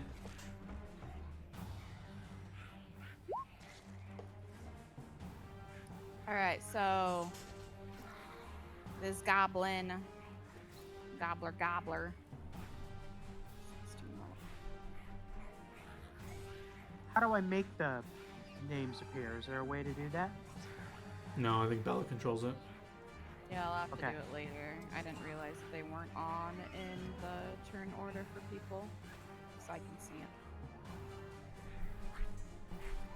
This goblin right here, he's gonna jump up on the cart and ready his weapons as he starts screaming, "Get the launchings! Get the launchings!" Alright, so we are in a surprise round here, so because all of you saw them except for Glitter, the rest of you get to either take your move action or your standard action, but not both because it's a surprise round. This is a surprise round? Yep. Not me though. I get nothing, right? You get nothing I- because I- you didn't catch them. I also get nothing due to my Oracle Curse, but this is a surprise round. Alrighty. So as far as moving, we can move one square or Your full speed. So if you look at your character sheet and see what your speed is, you can move whatever your ground speed is. So each square counts for 5 feet. So if like your speed is 30 feet, you could move like 6 squares, and you can go diagonal. You don't have to go like just straight like forward or backwards, left and right. You can do diagonal as 5 feet as well.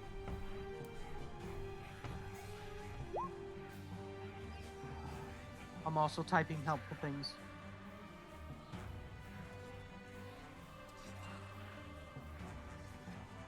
yeah, what he's saying too, you can choose to run, which you would get to double your move speed.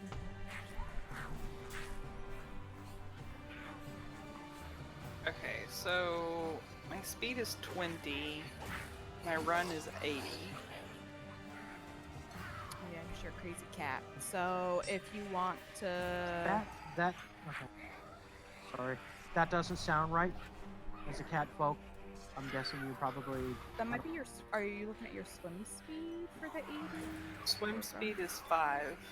Run is 80. Did you have something that gave you like faster run speed than normal? Let's see.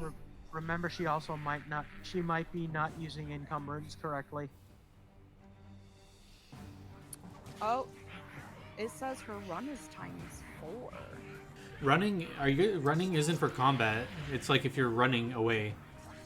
Oh yeah. So it's basically your movement speed, or you can like if you were to move faster, you could double your movement speed. But we're just gonna go with your standard move action, which would be 20 feet. Okay, so then I can Right move here. 4 squares. Right here, base speed. Cat folk have a base speed of 30 feet.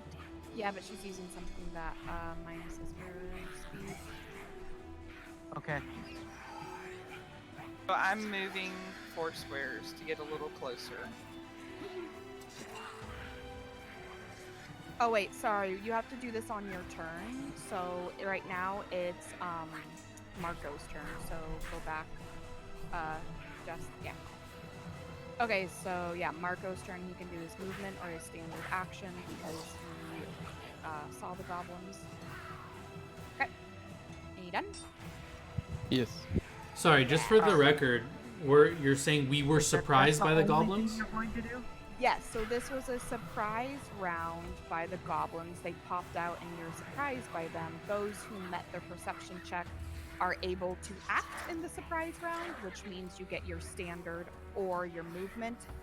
Those who did not meet the perception check don't get to do anything in the surprise round. Okay. So, this is going to be a prevalent thing. You're probably going to need to turn that music down a little bit. I want to be able to hear what everyone is saying and doing. It is very cool, but I would like it if you could turn it down just a touch. Is that better? Perfect. Nope. Yes, that's perfect. Okay, I just can't tell how loud it is for everyone else, so that was something that I knew we would maybe have to adjust a little bit depending on everyone's volume. So, also, Okay. the first time we're in combat, you might want to have them click on their character and bring up that setting box, and in bar 1 put their health. Okay, well, when we had last dealt with tokens, you had said that you guys didn't like the bars, so we got rid of the bars. That's why they weren't there. Okay. Nope, no biggie. I just... I mean, if we want to do bars, we could do bars, but literally the last time I set up tokens, y'all were like, nah, we don't want bars. I said yes, Jaeger said no. I actually like the bars now with with the maps, and especially with the circles. I think My like, God, I have mine Jaeger. set up. I have mine set up, and I like the way it looks. So. Fine, Jose, how much health do you have? And I apologize ahead of time because I know this is slowing everything down. My God. 14.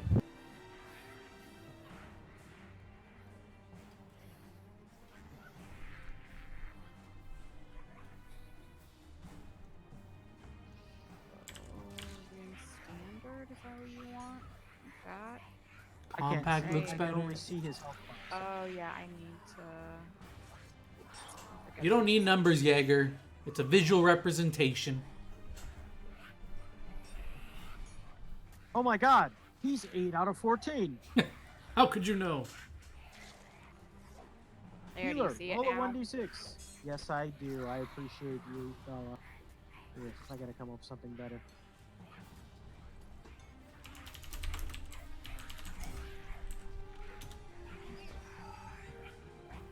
Okay. I don't need to see John's health because I don't really care. Wow. No, I'm not. I don't see it over John's. I don't see Alright. John's either. Oh, okay. He put his health in, but didn't make the edit, so I'll make the advanced edit. For the record, I can't make those advanced edits, so Really, I still can't see it. What? Seriously?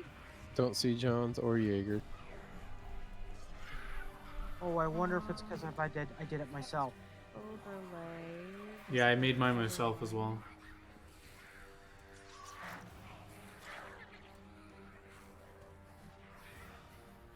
Oh, that's why I think this box needs to be populated and don't do that. That might be a problem. HP. Save changes. Alright, do you see John's now? I can see John's Yes. now. Can't see my own. Yep, I'm doing. You're awesome.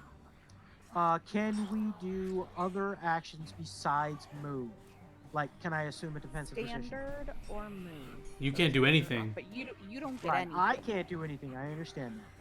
Sucker. It's a standard or a movement. Any standard or a movement, but one. Thank you. I can see everyone's health now. Okay, so that should be. That should be good now. Thank you, Bella. Alright, this gobbler right here, he's gonna attempt to attack Marco.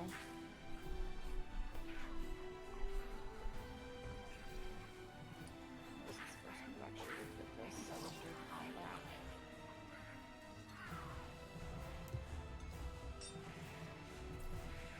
I would just like to state for the record, this music is fucking badass. Yeah. And I'm in the mood to slaughter goblins now. Goblin slaughterer. Slaughterer of goblins. No, you can't spell manslaughter without laughter. Jesus. So, so Marco, does a 17 hit your AC?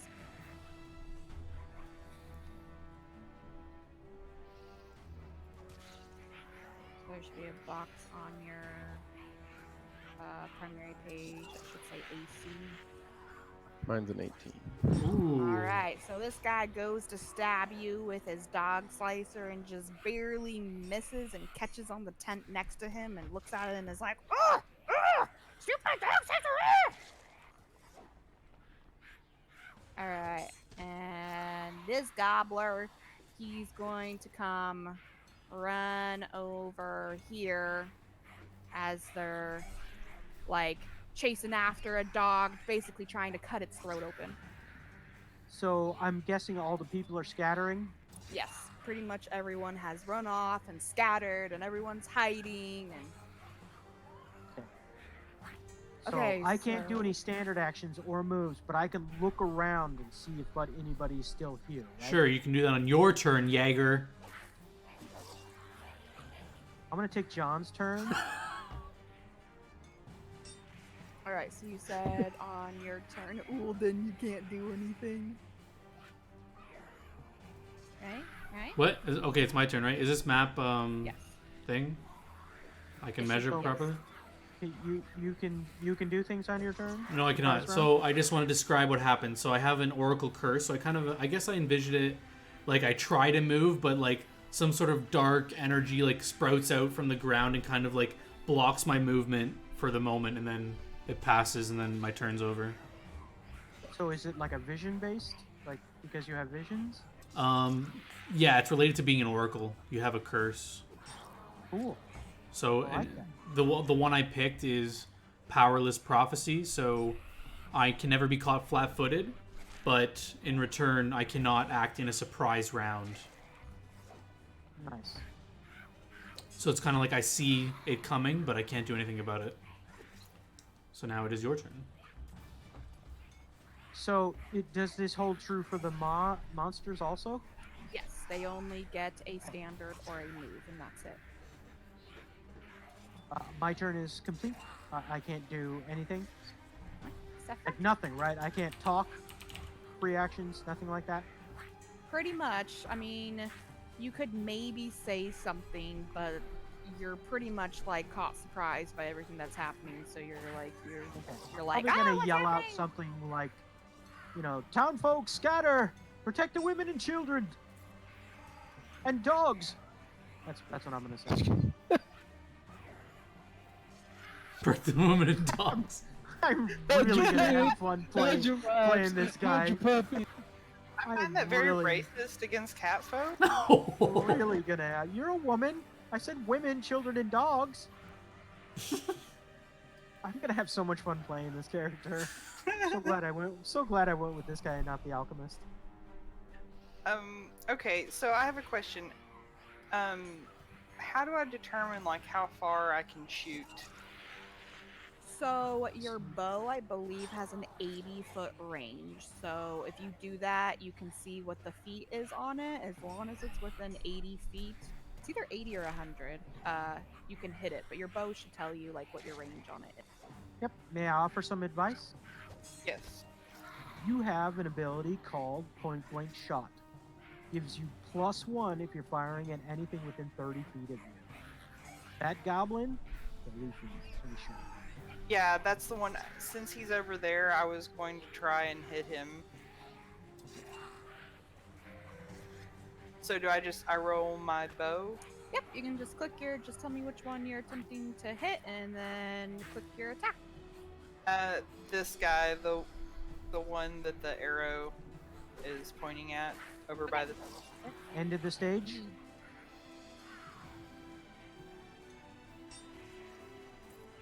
Oops. Sorry. Ooh, so you pull your bow back and you sling an arrow at him, and you just hit him right in the head, and he just fucking falls over, splat, dead. You just decimated that boy. He's like, ah! Nice shot. I pump my fist in excitement, happiness. Okay. I am slightly startled by the sound of an arrow being shot through the air, and I go, "Whoa!" So this boyo, this goblin, he's gearing up to shoot you guys back. He's like, oh, the long shakes. And then he realizes there's some salmon on the cart below him. He's like, ooh, salmon! And he starts stuffing his pockets full of salmon. All right, Marco.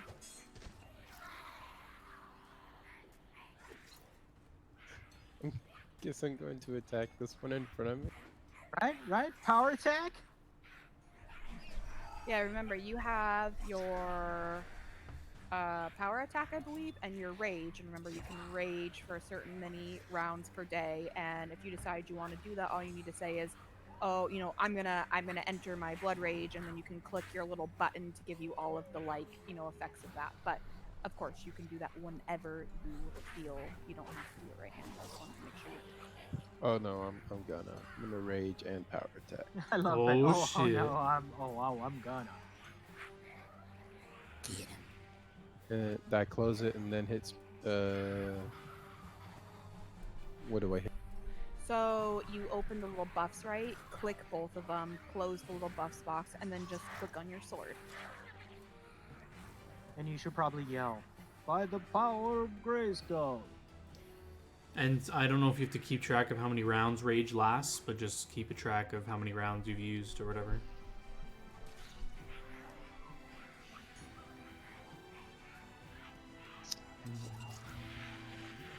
Can't tell. I think it says, let me see here, I'll look at your character sheet. Oh, wrong one. Meow. I'm moving your character sheet around for a second. Okay. I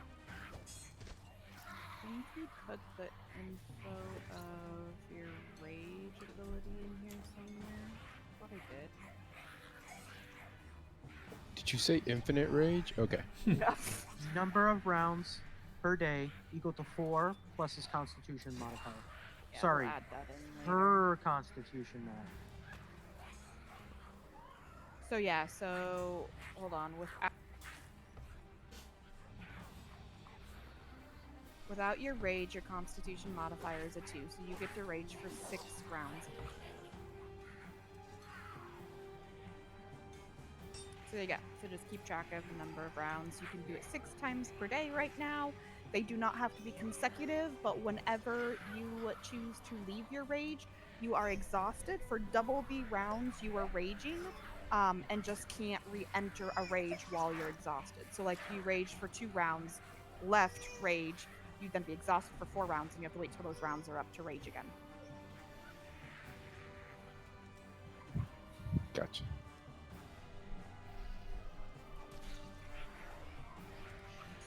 Alright, so I'm going to attack this goblin.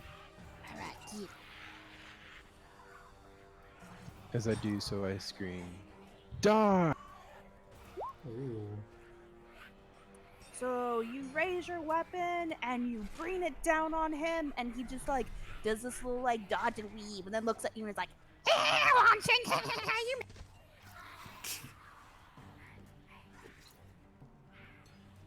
All right, anything else you want to do on your turn? So on your turn, you can do one standard action, which is like an attack. You could do actually move if you wanted to, but I wouldn't recommend it. So the both of you, when you are standing next to a mob, unless you move directly away from them, they get what's called an attack of opportunity. So like let's say Jose decided he wanted to move 1 square north. Okay? He's in that little goblin's threat range, and that goblin would get a free attack. So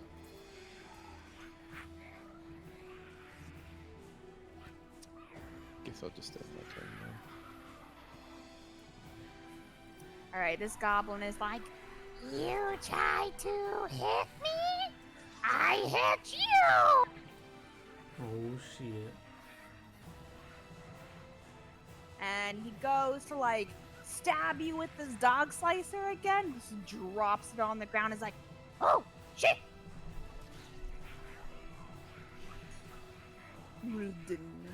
Ulden. Alright, we move in. Just curious, are you hiding your attacks?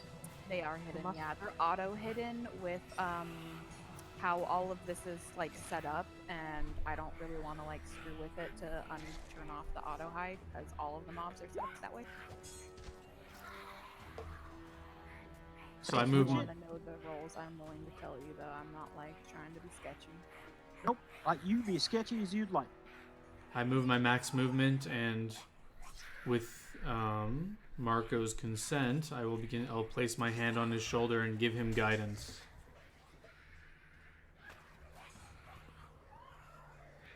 You have to consent to that, Marco. I let him know I'm imbuing him with the power to strike his foes. Mechanically, it gives you a +1 on an attack roll or saving throw or skill check, but you have to call it before you roll. I nod yes. That's the end of my turn.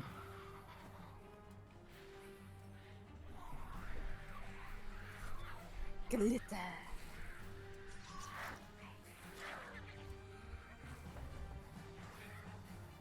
Blah! I'm having problems with my all these windows. Okay, so I am going to cast a spell.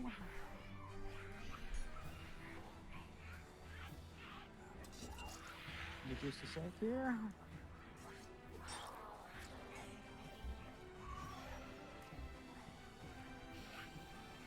So the two of them are what, 5 feet apart?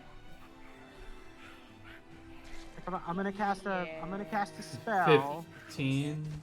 They are 15 apart, so I can't get them both. Well, it's center to center. They're 5 feet from each other. They're 1 square apart. I don't know how it's calculating. Center of the creature to the center of the creature, or there's a 5 foot in between them.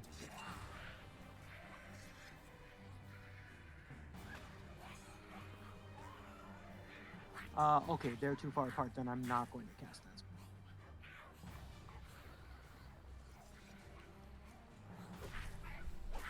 spell. With my flute, I'm going to hold it up to my mouth, and I'm going to play an ultrasonic sound. However, I don't know if Sephira can hear it.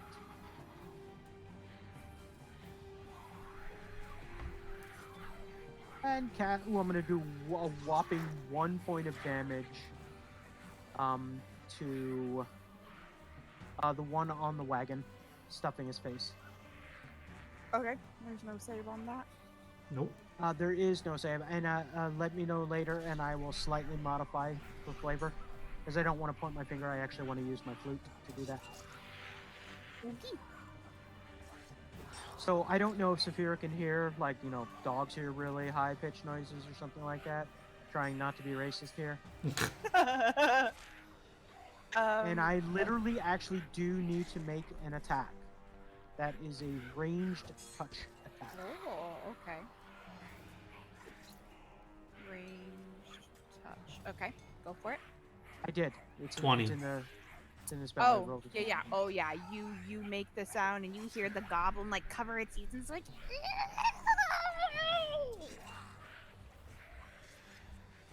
Okay. I'm surprised he didn't die, and I sort of like look at my flute in disgust. Come on. I'll Thinking name highly my of your flute later. for 1 damage to kill it. Well, but I've killed things before with that. And Oh, I okay. have a move. Take it on with it. There you go. Right. Suffer, your turn. Okay, so I move. Oops. Hang on. So I move forward slightly. So I can go 4 squares, but I'm only going 2. Mm-hmm. And I take aim at the goblin stuffing his face. I apologize. I do not want to move there. I want to move there. Sorry. Red Connor. I know. I'm a red Connor. So I take aim at the goblin stuffing his face and give him a look of disgust. And I will roll to attack.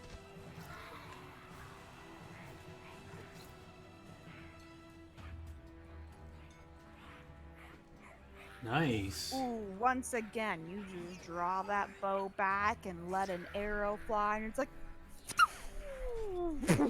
right in his chest, and he just falls off the wagon and breaks his neck and dies. Sorry, can you make that noise again, please?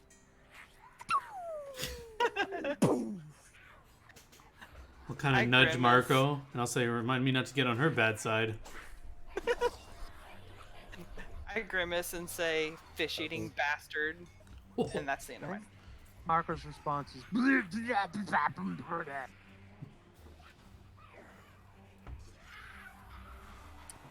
So, okay, Marco, your turn. Remember, you have guidance, a voice says in your ear.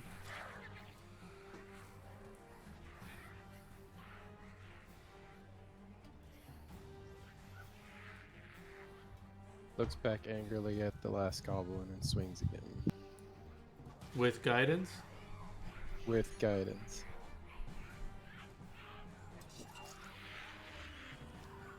$13 to hit. Unfortunately, you swing again, and you're Damn just it. so mad at this goblin that you swing right over its head, and it's just like, You can't get me!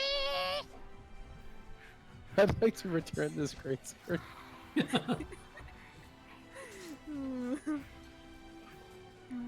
did you want to do anything else?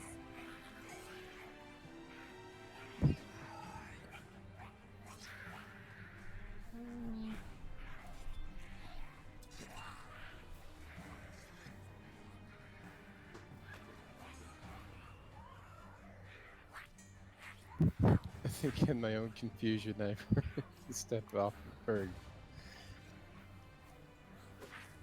Sorry, in your own confusion, what?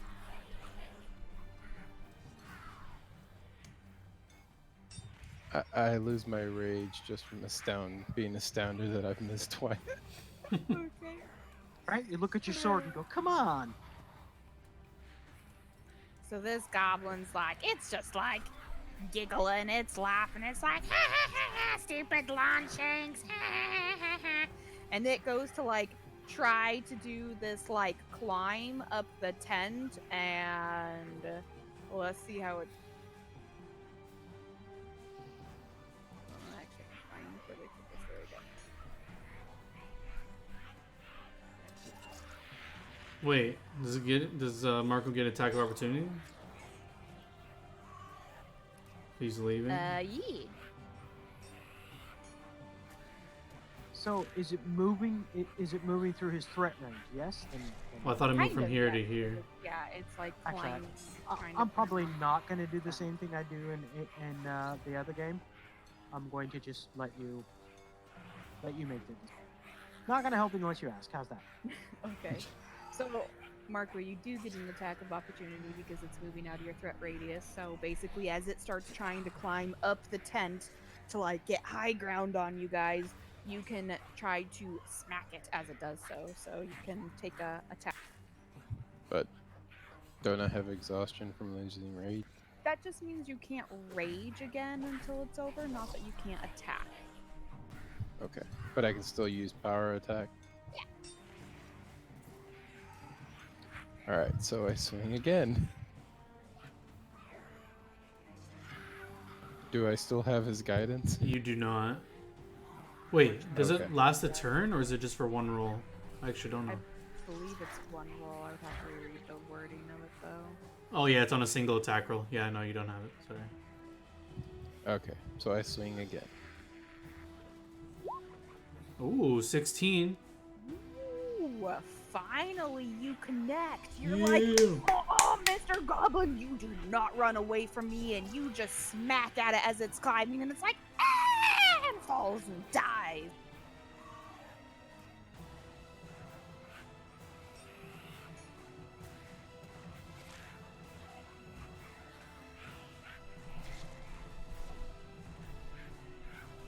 So,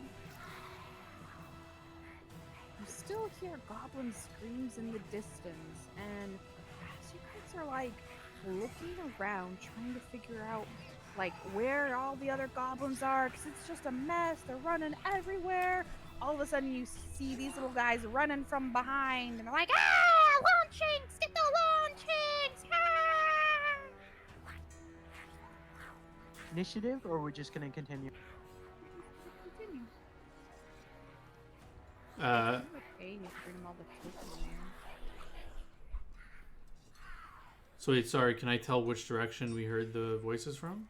Or do I need a Yes, perception? you see them like jump from behind these logs down here and Oh, see I didn't see another them. like group of goblins coming. Oh, hey, what's that? So it's my turn? Hold on. Or are we re-rolling initiative? The goblins are just joining. Okay. Wow, he lifted up his mask and he spit on the gob. My character goes, wow, you're a spitter. I love it.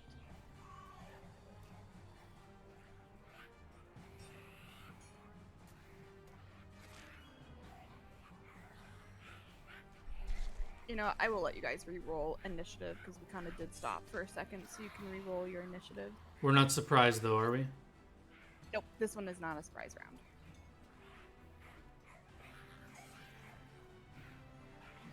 So wait, are we counting this as like a new combat or is it the same combat? Bless you. Bless you. It matters for me because if it's a new combat, something happens to me in the first round.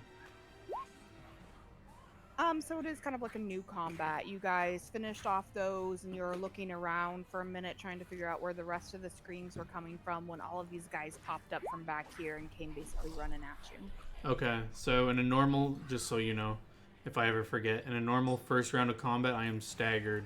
And so that's what happens to me in the first round of combat.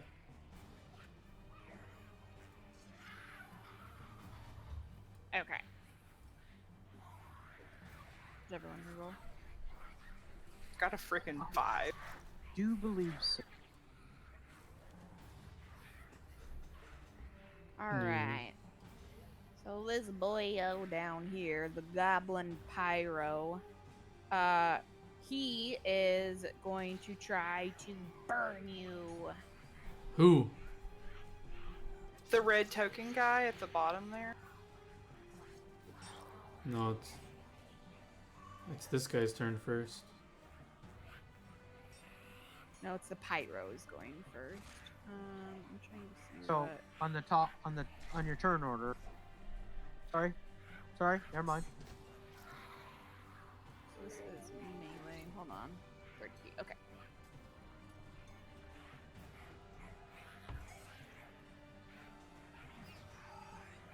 So Goblin Pyro's gonna run up to you, Sephra, and he's like waving this torch around. And he's like, burn, burn. All right, Bella, just so you know, this guy you moved has 17 initiative. Did the other guys delay or something? Oh, hold on a second. There's 2 pyros. I just moved the wrong one. Sorry, Yeah, just sorry, wanted the wrong you to be pyro. aware. Oh, child, don't hit my computer. Okay.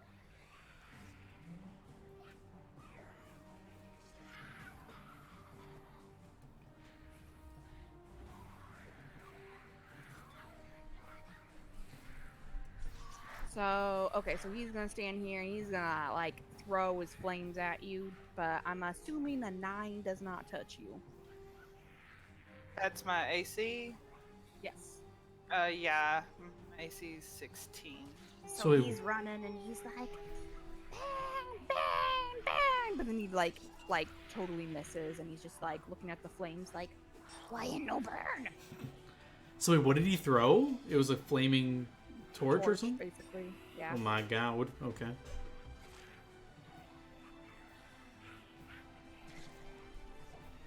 Believe it or not, torches actually do not great damage, but I think they do like a D3 or D4. It would have done a total of 3 damage if it actually hit her. Okay. So the war chant over here, he's like doing this bardic performance stuff, like egging his buddies on. He's like, Yeah, we kill, get the launchings, the launchings, kill. So what exactly is that? Is it a taller goblin, like a chieftain type looking goblin? oh, the war chanter? Yes. Would you like to see what he looks? Sure. When my roll 20's been slow. And where are you going to post it?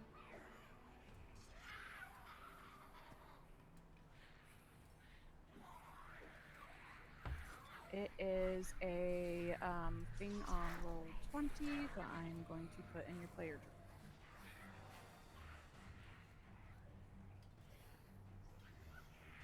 When roll 20 cooperates, there we go. All players save.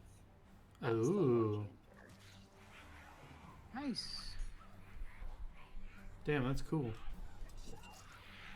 Well, oh, he's got a whip. He wants to have a whip off.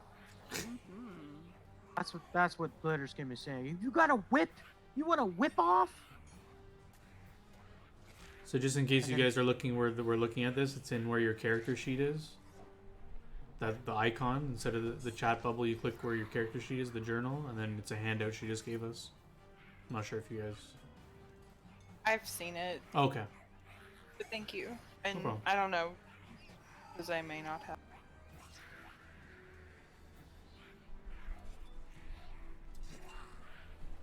So Jose, if you look at the picture I just posted, like you'll see where the journal is, where your character is. It's down towards the bottom. I got it now. He looks like he Cool. wants to have a singing competition with you. Right. Glitterskim says, "Oh, you got a whip? You want a whip off?" And then all of a sudden, Billy Zane comes on, like from Zoolander, goes, "It's a whip." So the other 2 goblins are just screaming, Get the launchings, get the launchings. as they come rushing towards you guys. Okay, sorry, I don't know what you're saying. Is long what? Long Long- shanks. Long shanks. Yes, that is what Long goblins call shanks? like humanoid creatures. Okay. They call them long shanks. So, I just want to know exactly what you're Get saying. the launchings, do get you the guys know what a launchings. shank is? Shank is part of your leg, the upper part of your leg. So they're basically calling you, Long legs or whatever. yeah, long legs. Yeah. Okay, interesting. Murder these assholes.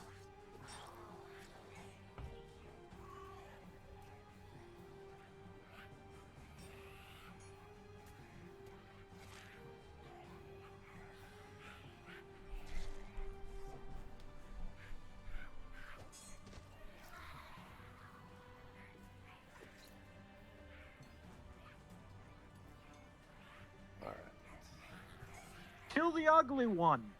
That's what he yells at. They're all ugly.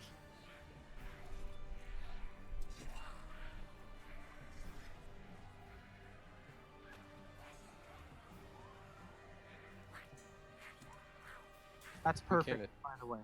Yeah, you can do that. And just to let you know, for future reference, that's really the way you want to do it, so Whitney can actually see exactly how you're getting to him, so that you can make sure you're not moving through its threat range.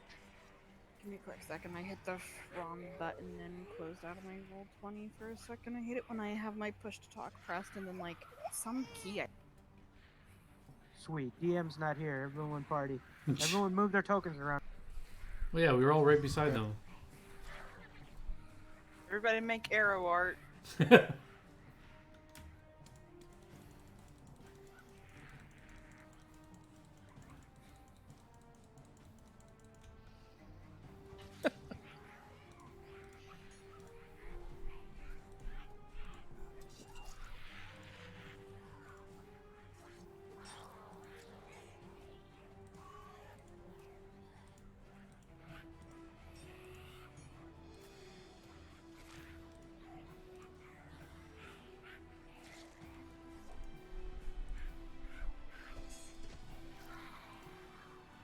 Hey, don't come on mine. Thank you. Good grief, guys. Alright. Do your turn. So I can still attack right after moving. If you Yes. As long as you didn't take a double movement. If you move just your normal amount you can move, then yes, you are able to take an attack as well. I just move normally.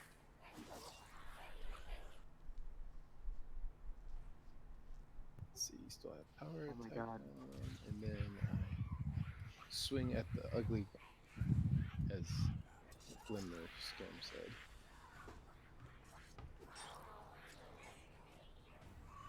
yikes. Ooh, you go to hit him and he's just like, he like jumps to the side and dodges and he's like,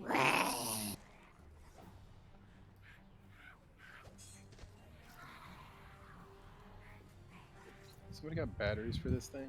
Right in my turn. Right? What's a battery? I walk over and start beating him about the face.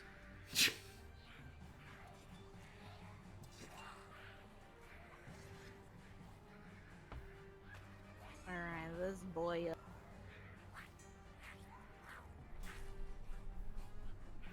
He is going to.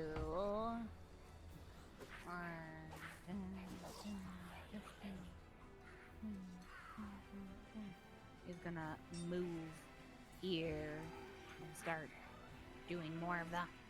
Launchings. I need the launchings.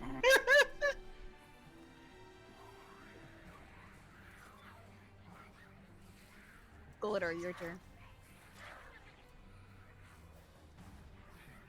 So, I'm not quite sure how to do this.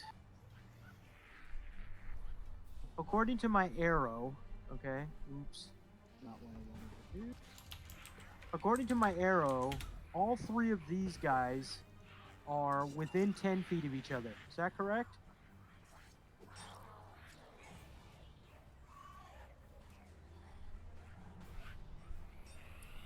Yeah. So if I put something that's 10 feet, it's about like that, right? Like it's an area of effect. Sure. It is an area of effect.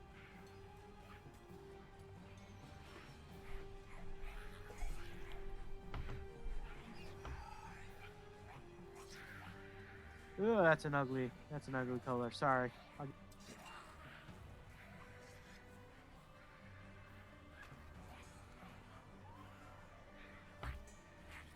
Okay, so I'm just gonna leave the little just gonna leave that little purple thing, and I'm gonna cast Grease right where it hits all three of those guys. So I need a judgment roll from you. Is that possible? Okay.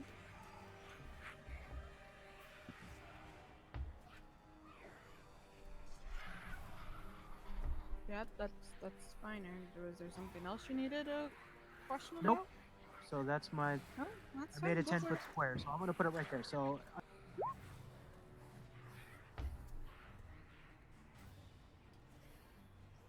And I'd be appreciated if you guys would read my flavor text. So they have to make a saving throw. Reflex save. Yeah. Okay. So. So just to let you know, what happens is I raise my hand to the sky and I slap my hand down on the ground, and greasy slime like wells up under the feet of all of them. At the same time, I'm actually chanting out loud. I sing a song of slippery magic. It trips, it slides, how very tragic. And just in case you want to know, Gingy, the top part in gray is what happens, or the effect, and the bottom, if you scroll down to the very bottom in my notes, that's the song that I sing. Because I have songs for every spell that I cast. Oh, okay, that's cool. Okay. So let's get these guys reflex saves. So DC 15.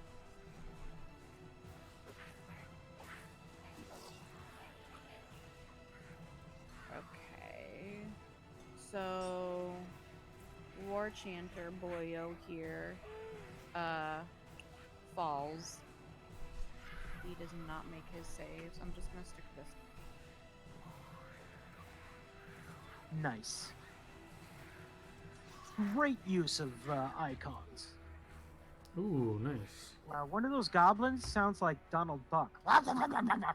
So sorry, he fell, so he's prone now? Yep. Nice. I'm assuming that's what it says.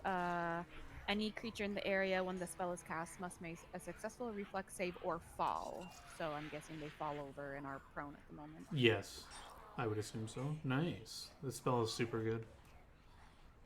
Number 3. He makes it. He Ooh. Nice. Remember, he's got to make another save if he moves through it. Yes. So if he wants to move, he needs to make an acrobatics 10 to move at half speed. Failure means it can't move at all that round, and then must make a reflex save or fall as well. So, I would like to. The one guy that fell, the chanter. No, the other guy that fell. He was a fire guy? He's a pyro. Because if he's got fire on him and he falls down into grease. Oh, shit.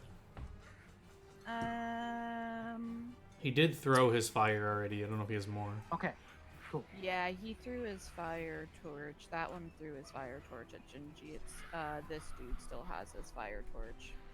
Okay, and the other guy doesn't? Correct. The other one Oh, is. he didn't fall. He didn't fall. Oh And yeah, the other pyro didn't fall. Because at some point, just to let you know, later on down the line, I'm going to be doing combo attacks with that. Grease and like burning stuff. Would have been pretty neat though. Okay, I am also going to 1, 2, 3, 4 move. 1, 2, 3, 4. In fact, I'll even do it for you. Cool. Tree. And then I'm gonna jump up on the stage. If you're trying to jump onto a stage, I'm gonna say acrobatics. Okay, I climb up onto the stage. Then climb. It's not. You can't just get up onto the stage, or do I have to take the stairs? I'll take the stairs if it's live. If you're not gonna take the stairs, then you're gonna have to either roll acrobatics or climb. 6. Okay, I took the stairs. Are you done? That completes my move. Or I'm sorry, that completes my turn. Can I use any minor action to determine who this guy looks like he's going to attack on his turn? Like, is he facing Sephra? Sure. Roll perception. Okay. Perception. Go. What? No macros? Oh, shit. That was my macro. You have absolutely no clue which way You he's can't even looking. see that You guy. just you can't you like can't see him over like Sephra or something. You can't see him at all. You have no clue what he's trying to do. All right. So have you guys seen Doctor Strange? Yes. Yes. Okay, I'm gonna start spinning my hand and opening a portal, like when they open portals and that, and I'm gonna summon an ally from nature, a level 2 monster. I'm going to summon. Ooh, a goblin dog to kill the goblins? Hell yeah, I'm gonna summon a goblin dog. So you can either trust me or you can read the spell, but the goblin dog should get a turn as soon as I summon it. Yep. So my turn's over because the first round I only can do a standard action or move, and I did a standard action. Do your goblin dog. So I can roll for its HP, which is 1d8 plus 5. So he's got 12 HP, and I did summon him like right beside. I'll just draw a square. That's where he is. I summoned him in front of this goblin. That's my goblin dog. And I will use bite, and it's a d20 plus 2 to hit. / roll d20 plus 2. Right? Let me just double check. Yep. 17. Does that hit?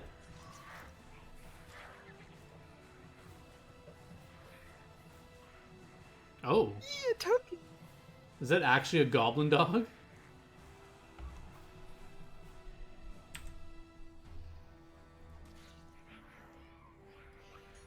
It is a actual goblin dog. What did I do the controlled by? Oh, technically in the spell, because I can't speak goblin, it can't listen to me, but it'll just attack the nearest enemies. So I summoned him right beside this guy, so he should attack that. But you can rule that he I doesn't think it's on if you the want. second tab when you right click. Let's see. Technically, I can't really control him, so technically you should be controlling him anyway. Okay, that's fine. I'll just control him. Okay, so sorry. You had a 17 to. Does that hit? Interestingly enough, for the other people in here, if you click That on does hit. Oh shit, I didn't even know this. you click on Goblin Dog, it will actually open up another window with the actual stats of the Goblin Dog. Yeah, that's in case you don't believe me when I'm doing things. Or you just want to look. So he does 1d6 plus 3. I'm rolling, but it also says plus allergic reaction. So just 8 damage, and then it says a goblin dog's dander is highly irritating to all creatures, save those with goblinoid subtype. Never mind, he's fine. Ah, you made a wrong decision there, buddy. Whatever. Doesn't matter. Wait, so it still does its damage though. Yeah, it just doesn't get any extra Yeah. effects. Doesn't have to Yeah. make a save So or anything. regardless, this goblin dog just like bites at the goblin and just literally like slashes its neck open and it just dies. That's it. Okay, again, Glitter is surprised. Whoa, whoa, whoa! Fear not, this is my dog. I summon the creature against them. Oh, alright then. Carry on.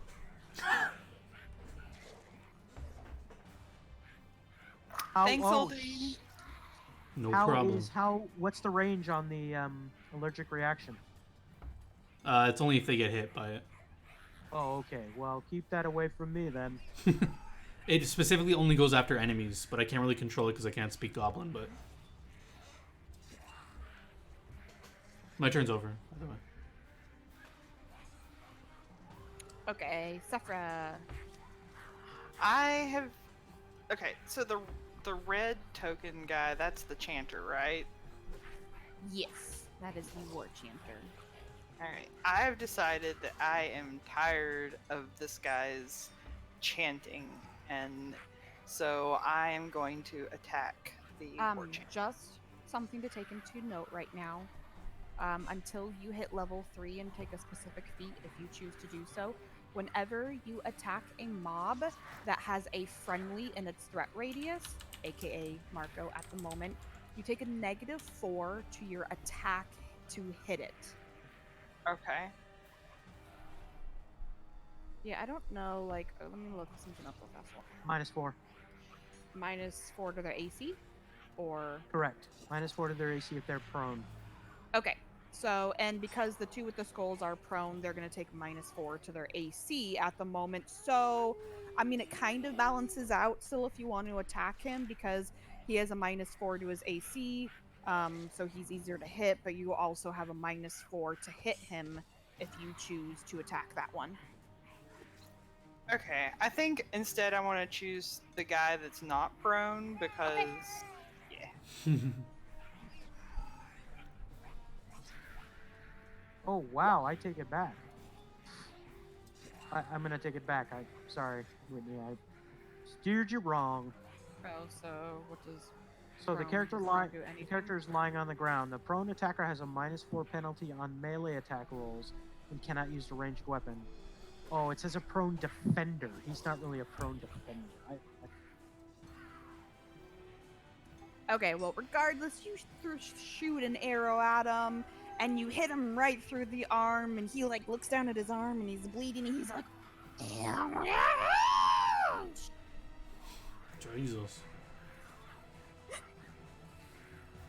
"Goblin pissed." All right, anything else?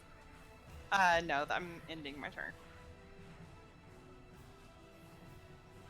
He a mad boy. He gonna try to come for you, but he's gonna make his acrobatics check to see if he can move at half speed.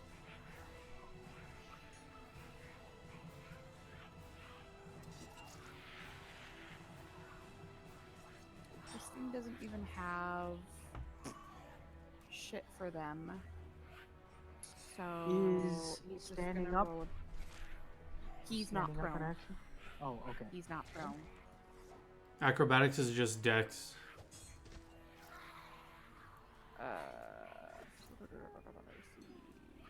Dex. Because he probably wouldn't have any ranks and stuff anyway. Hey, John. Mm-hmm. Check. Oof, Discord. so he does not make his acrobatics check. So now he's gonna do his reflex save to see if he falls over. Ooh, he passes. So he doesn't fall, but he can't move this turn. Cool. Does he make that Scooby Doo noise? So instead, he's gonna just use his short bow and shoot at Sephra because he's pissed because you just hit. And I'm assuming 11 does not hit you.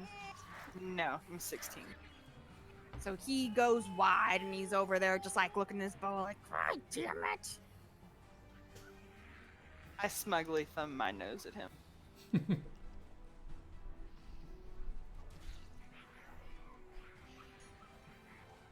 So War Chanter Boy's just gonna use his turn to stand back up. Alright, Marco.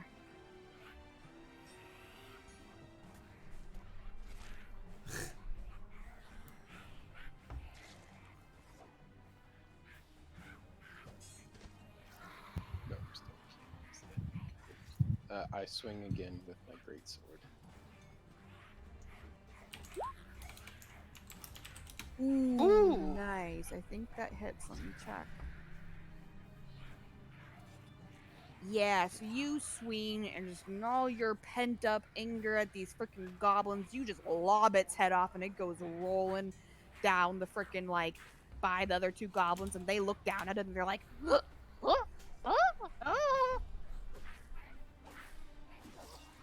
Cool. I shout out, "Did you see that?" Are you done? Yes, I am. I knew that Cheering, sword "That's worked. my friend."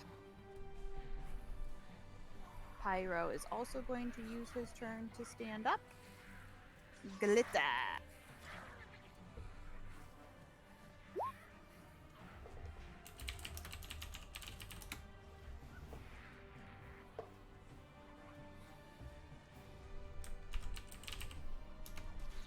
Glitter, it's your turn.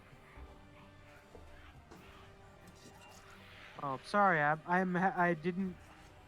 I don't know why I didn't respond to glitter. I should have.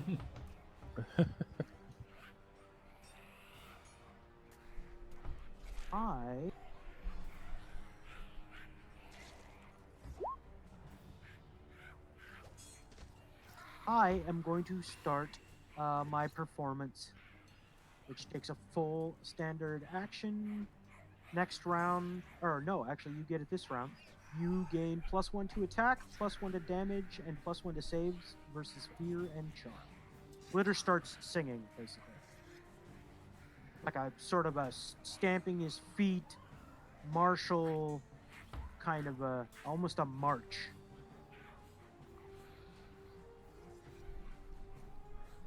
About how the Celts slew the goblins at the pass of Koinaheda.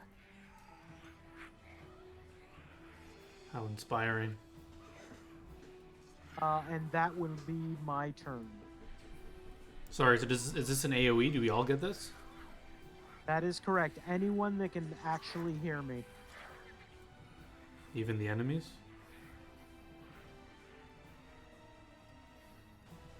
No, my friends only. Yeah, no, I'm just joking.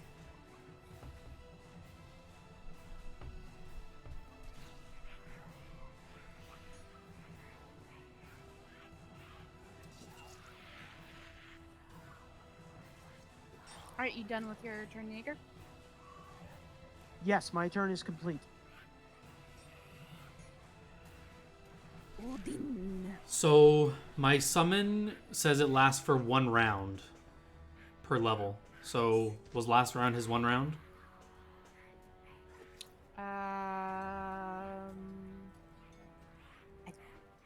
Yeah. So. Okay, so he one round vanishes. would be like 1 chance at attack. Yeah, so he vanishes from existence, I guess, this turn. And I will move.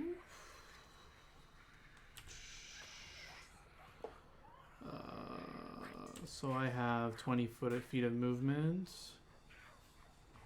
I guess I can reach here. And I will tap Sephira on the shoulder and give her guidance. If she accepts it. And I let her know that this will... Yes, this will give you power to strike true. And I end my turn.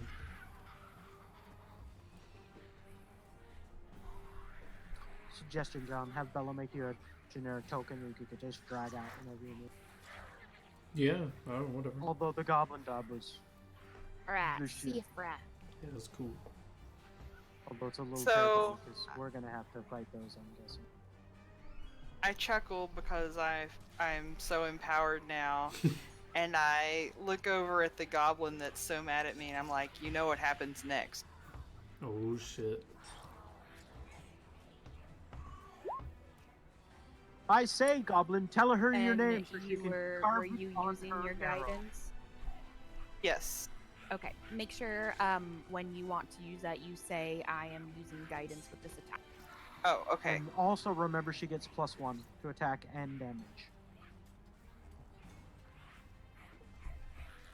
From my inspiration. Alright, and that hits. And he like looks at you when you say that. Like when you're like, you know what happens sound, he like looks at you, he's like, "Huh?" And then it just hits him right between the eyes, and he just like has that stunned look on his face as he falls over. And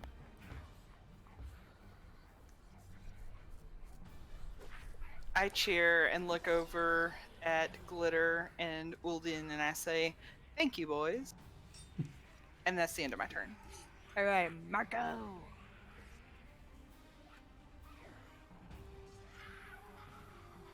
Sorry, So I I'm missed going to- it. So, sorry to interrupt. Encourage gives you +1, 2. You choose which one, and or does Nope, it just give you to all everything? 3. Oh, okay. Wow. All right. Thanks. Sorry. Go ahead. So I'm going to move around to avoid the grease.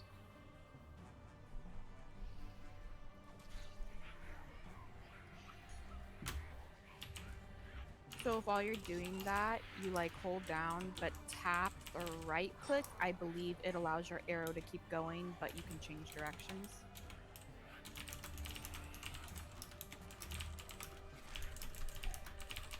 Oh, I think he was stuck on the arrow from before, so he's meaning to move Oh, his okay. character. So this is where I'm going to ask you for rules clarification. Okay. This is going to be homebrew, I think. When he hits the diagonal, okay, is he the next move? Would that be moving in through the threat range? Would it have to stop on the diagonal to not provoke an attack of opportunity? I'm going to want to know this for Um, later on. And I think you yeah, should I keep think the rule. so because Okay. I think you're officially in the threat radius when he's in that square. So, what we're saying, Jose, is that when you hit this square right here, you were officially in this goblin's threat radius. So if you chose to keep going and move to right here, you're moving through its threat radius, which means the goblin would get an attack of opportunity on you. So what you should do is just stay right here and you can still hit it. Gotcha. And I'm right there with you, Jose. I'm a I'm what's called a second edition player. Okay, which means I learned to play I don't know 30 years ago. Okay, and didn't have this stuff, so I'm learning all this stuff too. That's why I asked. Okay, so then I'm gonna stand over here, just in case I miss. So you want Yeah, to take that's two gonna attacks of opportunity? What are you doing? No. that's I gonna thought it be was a diagonal. No, she's saying when you get to the square where it's a diagonal, where she put you before, that at that point, if you move any farther, he'll get an attack of opportunity. If you It's move all two spaces, about, think of it as you're running towards this target, right? And at a point, you are close enough to hit him, he is close enough to hit you. If at that point in time you keep moving through his threat radius, he can swing at you while you're like walking or running by him, right? So if you were to keep moving, he can make a swing at you. I think he only Um, gets one attack though. well, yeah, he would only get one attack. It was a joke with the Oh, okay. multiple attacks of opportunity. It's only one per round unless you take feats and shit to Mm. have additional. But yeah, so if you decided to keep moving past there, you're within his reach. He can smack at you while you're like moving because you're so close to him. I got you. So I'm gonna stop right there.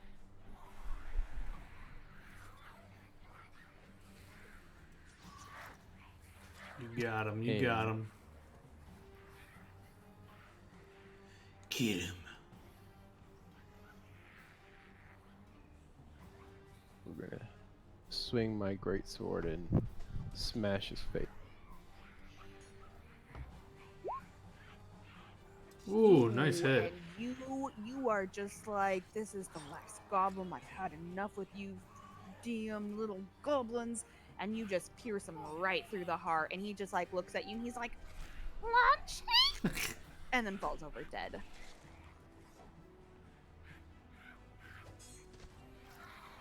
Do we still hear goblins? Yeah, take that sound effect off. They're dead. You do still hear goblins. There was like a raid of I'm- like 30 goblins running through this city. So, there you hear them, but you hear them very distantly. There aren't really close to you right now. And Father Xantus actually runs up to you guys at this point and he's like, "Oh, here, thank you so much for helping save us and kill the goblins. Are any of you hurt? Can I assist you any? Do any of you need healing?" Goblins were easy work. None of us even took a scratch. thank you, Father, for the offer, but I am well. He goes, "Oh, I'm so glad. I don't know what we would do without you. I'm so glad you aren't hurt and you killed off all of these creatures." I am going to continue my performance, not trusting that the goblins are all gone away How long does Inspire Courage last? until I stop playing. Oh. Okay. And your Oh, HP no, bar went away. I take it back. I'm gonna have to look because I remember reading about that.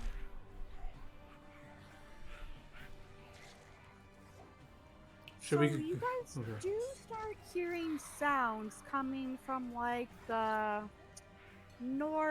northeast gate. It sounds like a male's cries for help. So you just help, someone, help, help, my dog, someone. Someone's in aid. We should assist. I'll run over there. I'm sorry, which way? North, south, Northeast gate.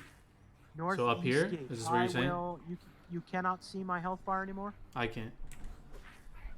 No, I cannot. Hey, that's not fair. Only I can use goblin dogs.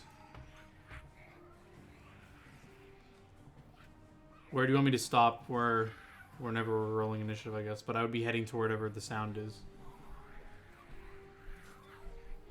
So I'll say about this child. Oh my gosh. I have her on my lap and she's like being a wiggle worm and it's like, ugh. Wiggly baby. So about right there, you guys see, Oh, I a see them. man hiding behind some barrels, a rain barrel, as he's calling for help while his dog is fighting against a goblin commando. And right as you Oh, that's arrive his on the dog? scene, that one isn't. He has a dog Oh. you don't see, like Oh, his okay. personal dog is helping. I was like, he is a goblin dog? Jesus. No. Okay. But as you arrive just in time to see the goblin commando's dog bite into his dog's neck and it falls on the No! ground, no longer moving. The pupper. But since the goblin, then you hear 3 goblins jump up from behind the bushes they were hiding, and they're like, "Yeah, the dog's dead! The dog's dead!" And as they're so distracted by killing off this dog, you guys get the jump on them and surprise them. So we roll an initiative? Or surprise round first? Or do you roll initiative first? Yeah, we'll roll initiative, but it is a surprise round. God damn it.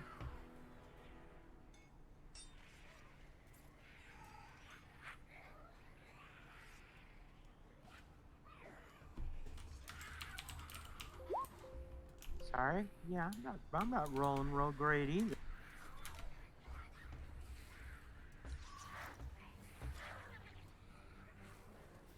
Jesus, 26? Quit fucking rolling good. Sorry. Holy shit. Am I actually last? Almost. Well, the funny thing is I have +5. I'm just rolling like 4s and shit like that. God damn it. Alright, so because all of these guys are surprised, they cannot do anything, so we're go surprise round, so you can take a movement or a standard.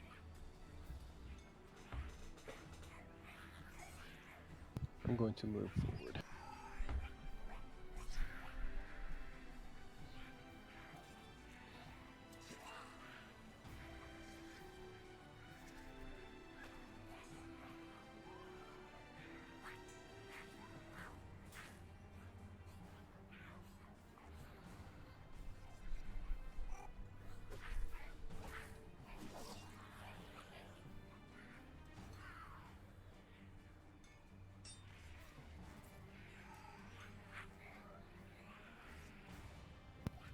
I'll stop right there.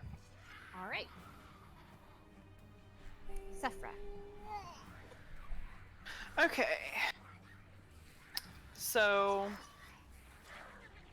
I am going to hit this, or I'm going to attempt to attack this guy right here. It says he's about 50 feet and my bow's range is 60. Alrighty. Make your roll.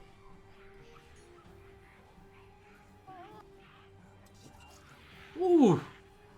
Ooh, what a Good hit. hit. You just again notch an arrow and it flies. +1. Remember, she has +1 to attack, +1 to damage for mines. Ooh, 5 damage. You deliver a truly lethal hit, but don't quite kill the goblin. He's barely still alive, and he just looks over at you like, I think I heard him crying. He's crying like a baby. You got him. Okay, but if he has a white ribbon on his head, I'm not attacking him.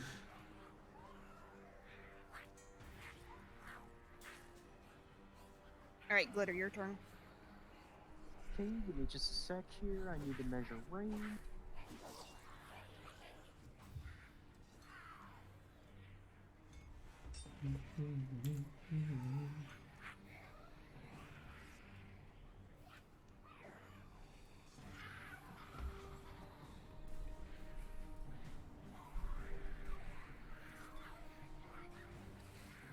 Those guys are all bunched up right like that, right? Yep. Oh, Get Technically, shit. the down commando is here. on top of the goblin dog because he's actually riding it, but you just can't like actively show that very well. Oh shit. You got another grease? Damn. That spell is super good.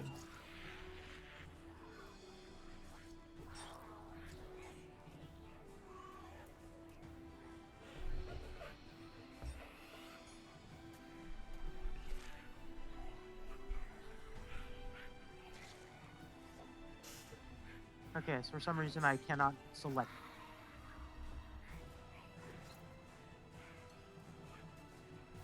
I'm trying to put that down. Oh, there it is.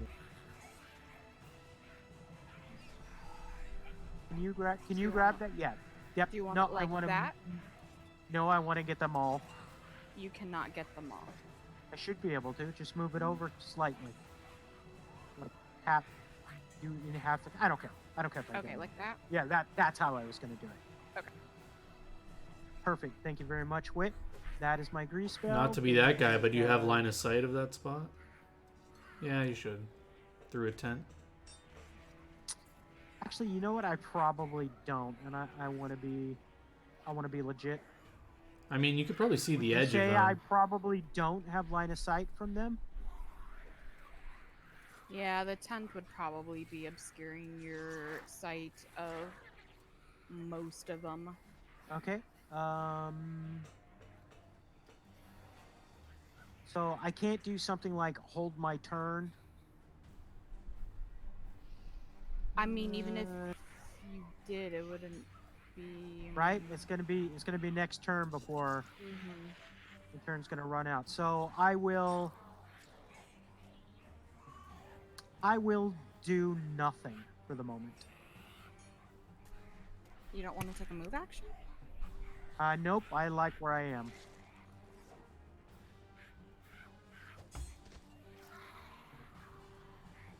And I will maintain my performance.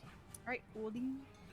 So as I go to speak, I go to move, this black shroud comes up from behind me and binds me, and I don't do anything.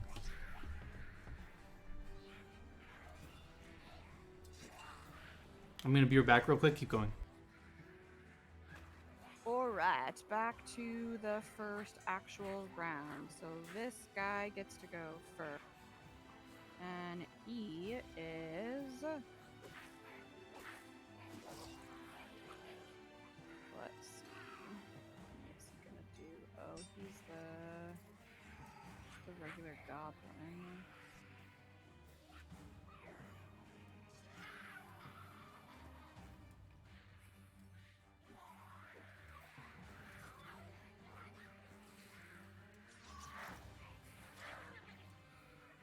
So he is gonna run up to you, Marco, and try to attack you with his dog slice.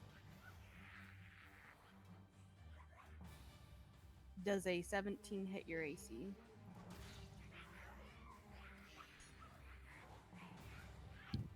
Nope, it's 18.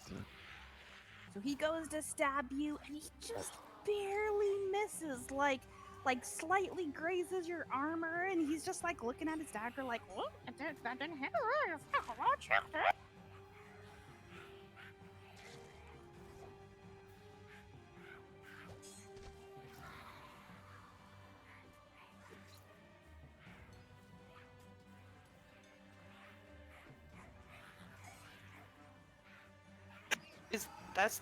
That's the almost dead one. Yep. He's barely hanging on for a thread, but he's like, "Ah!" I'm back, sorry. Did anyone die? I mean, you have a half-dead goblin in front of you. Oh god, did it attack me? What It attacked you? just did. Doesn't 8 Oh. hit you? 8? No. All right.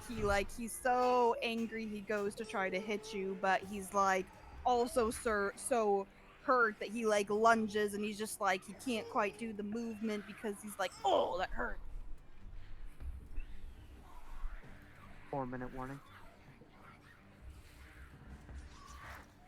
Go.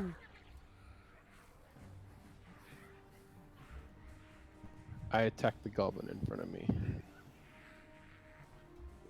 Angrily.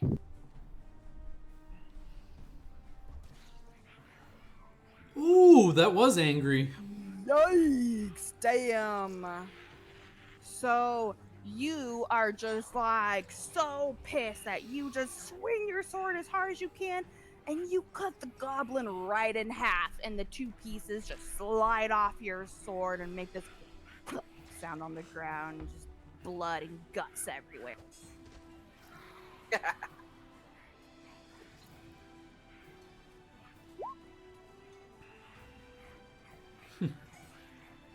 Anything else?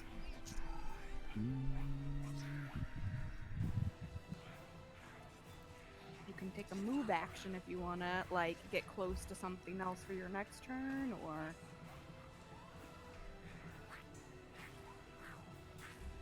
Yeah, I'm. If I run past a goblin, what's the dangers behind that from running? if you pass through its threat radius, it will get a free attack on you. But you have to literally run in a square directly, like touching the square itself. If I'm running like through here, Nope, that will not incur attack of opportunity because you are, you can, and if you stop in that last square, if you move out of that square, then you will. Yeah, so. I'm basically going here. Oh. I don't know. So I want to tell you about another thing, Jose, called flanking. Okay, where if you literally have a mob in between two player characters, both player characters get bonuses to attack. So if you were to stop diagonally behind that mob in front of John, nope, one up, yep, right there, you would both be flanking him and get nice little bonuses to attack. Okay. So then instead, I'm going to go here and here. That Perfect. is good.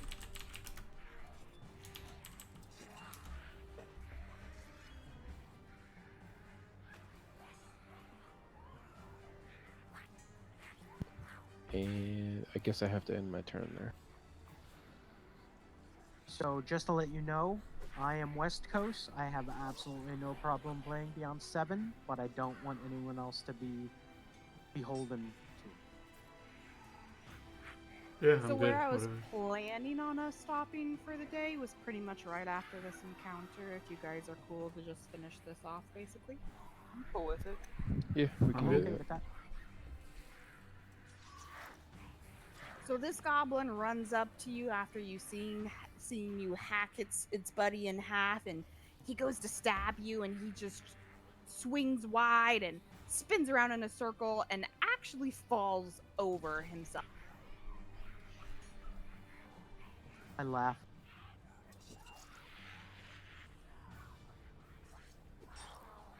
Sifra. Alright, I am going to attack this guy that just ran up. Okay, remember with that attack, you will take a -4 to your attack roll. But you do have +1 because my performance continues. Yes, so actually just a -3. Which will still hit and do 2 damage. +1. So you lob an arrow. Oh yeah, 3 damage. You lob an arrow at him and hit him right in the leg. And as he's on the floor, he's like, "Ow, my foot!"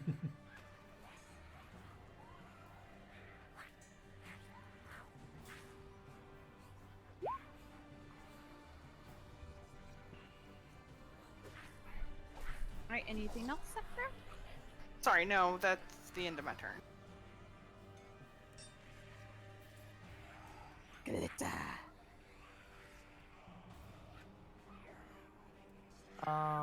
I will shoot my little dude. Wow, I'm shooting. That's at the one in front of John. So I don't know what happens with spells and Inspire Courage. Like, do I get the +1 on spell damage? I'm probably gonna. Wait, you I mean, if I encourage had to take a yourself? guess, I can. I do encourage myself since that Oh. includes the bard. Wow.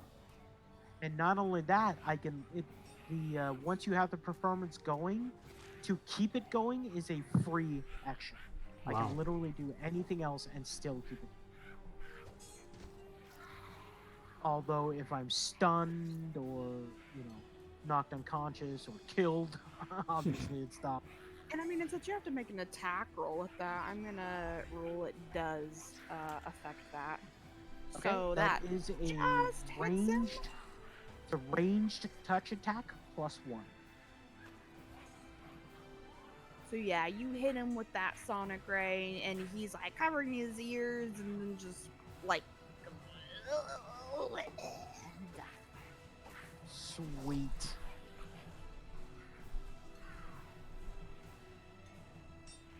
Anything else?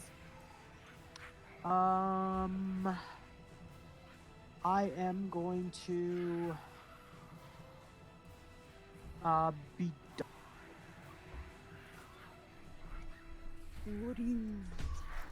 All right, so I will. So again, I guess Doctor Strange is my inspiration for how I cast my spells. I kind of do that thing he does when he opens the eye of Agamemno, whatever. That thing he does with his hands, and Agamotto. yeah, Agamemno, whatever. And for those of you who play Divinity, Shackles of Pain. That's the effect that I'm doing. A chain bursts from my chest, and I attach it to Marco, and that's my turn. Okay, which with what is becoming my new battle cry, my character goes, "Whoa, whoa, whoa!"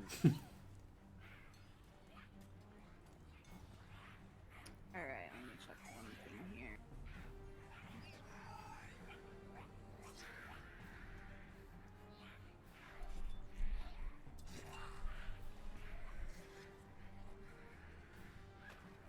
And I'll also use a free action to say, "We are linked now. Do not worry about any damage you may take. You will survive." So this guy's a little confusing because he's actually riding this dog, right? So as he like comes in to attack you guys, he's actually like riding his dog over here, and he's going to aim his bow at Glitter. Okay, so I just want to ask, he is the red squares where they are. The dog is underneath. Yes. So yes. when we're determining range, we want to target the yes, red. the red. Unless token. he gets off his dog, which I will tell you if he does that. So, can we target his dog specifically, or can. no? Okay. Yes. You can target him or his dog, even if he is mounted on his dog, either way. So does a 17 hit you? Yes, a 17 does hit. So he aims his bow at you, and you hear an arrow fly. It hits you right in the shoulder and does 4 points of damage. Okay. I fall to one knee, but yet still maintain my inspiring courage. You don't have to make a con check or concentration check or whatever. Nope. Okay. I literally have to be stunned or knocked unconscious. Damn. All right. And as the commando is still riding his dog and not in range for the dog to bite anything, it basically just like does nothing and like growls menacingly at you. Marco. Let's see, I'm pretty sure it's been at least 4 turns though.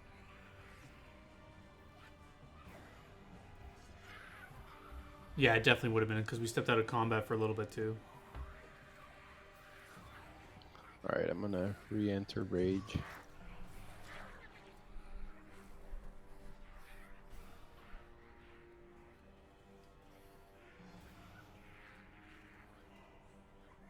And I'm going to show this Goblin the pointy side of my sword.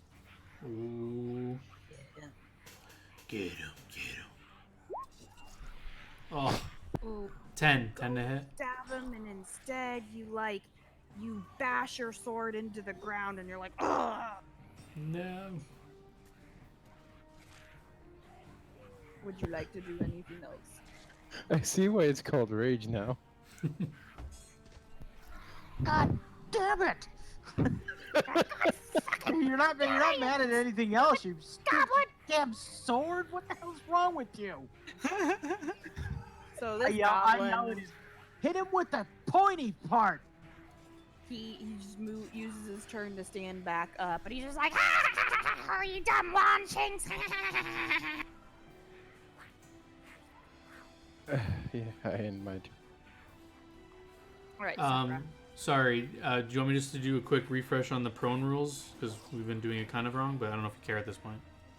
Sure. What were the rules? Sorry. When you're knocked prone, you can still make a standard action. You just have to use your move action to get up, but it provokes attacks of opportunity. So if he stands up there, Marco gets a swing. But he can also attack. Sorry, yeah, we'll do that definitely. So, yeah, take your attack of opportunity. Oh, okay. But he'll also Sorry, get to I thought attack it you. was his standard to stand up. No, it's just standard. I think is in 2nd edition. Okay. 15 All right, so you still miss him, unfortunately. You're with a just, like, 15. you're just so pissed that you're just like overextending, and you keep swinging right above.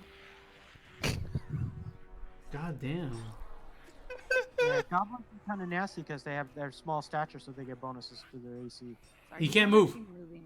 I know. I was Okay. just having a hard time seeing the stupid button to bring open his character sheet. All right. So he's gonna come back at you and try to slice you with his dog slice. Miss. He does miss. Hell yeah. He goes wide, misses. Is the okay? So no, Oh, oops, sorry, I went that too far. Okay, Sephiroth, it's your turn. Okay, so I have a question. What is that right A well, I think. Looks like a well. Yeah, I think it's like a well or something. It's a black pit of doom. what I was talking about in Discord, you could step back onto that wagon. Oh, okay. So I want to, well, Really? Will that help? It'll give her, Higher ground. but she'll still have a -4 to hit, right? This guy anyway. if I attack She can that hit. guy, You can hit the other guys. Oh, okay.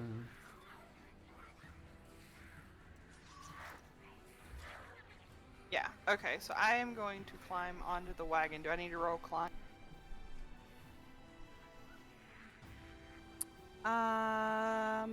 Yeah. Oof.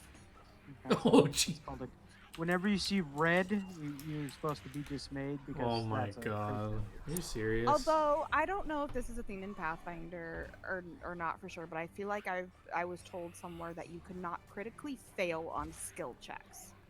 Like, yeah, it might not meet what you need, but you can't critically fail. All right, so I can't. Oops. Let's see. Well, we'll look that up later, but I'm gonna say a 14 is probably enough to simply climb onto a basic wagon.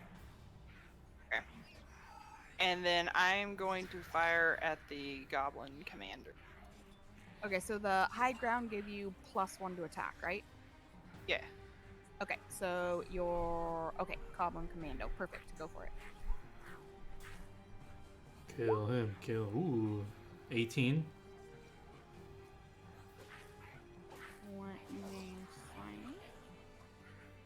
Yep, you hit him and do 4 points of damage. You shoot an arrow, boom, hits him right in the shoulder, and he like looks down at his shoulder and then looks back at you and is like, I think he starts crying. I definitely heard him crying. You are correct, by the way, Whitney. All you really have to do is meet the DC. By the way, that's +1 damage. Yep, I know. She Alright, did Glitter. it. I am going to again cast grease underneath the commander dude, and I'm not gonna put it down. Just I cast it underneath him. It's technically the dog. So, I'm gonna say, to start with, only the dog needs to make a reflex. Unless he actually falls over, then the commando is gonna have to make one as well. Okay. True. Just to let you know that creatures with more than 2 limbs, I think, get a bonus. Really? Does it say that? It's Or you not just actually know? having a reflex box for him. It's I just have his dex. dex. And I think you get a +1 for maybe natural creature stuff because he has a +1. No, that's natural armor. Never mind. Yeah, we're just gonna roll his dex because I don't see. Oh nope, and I was wrong about the creatures with more than 2 legs. Okay, so that fails. So, oh wait, yeah, it's a reflex. Okay, so any creature may as well. So the dog falls over. So now I'm gonna say the commando has to make one now because his dog fell over. That So now sounds he needs to make a fair. reflex save. Which again, My DC is 15. there he is. Oof, and he rolls a 10, so he Nice. falls over as well. Suckers. And he shot me with an arrow, right? He did. Okay. I will. I can take a move action too, right? Mm-hmm.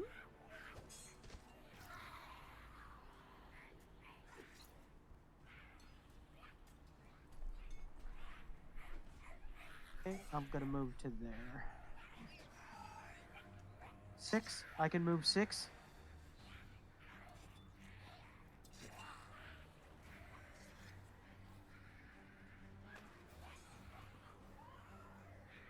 $30 feet, yeah.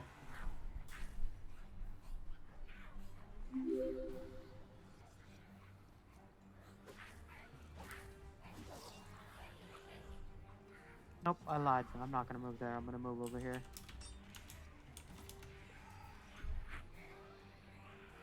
I will just say as I see you moving, whoa!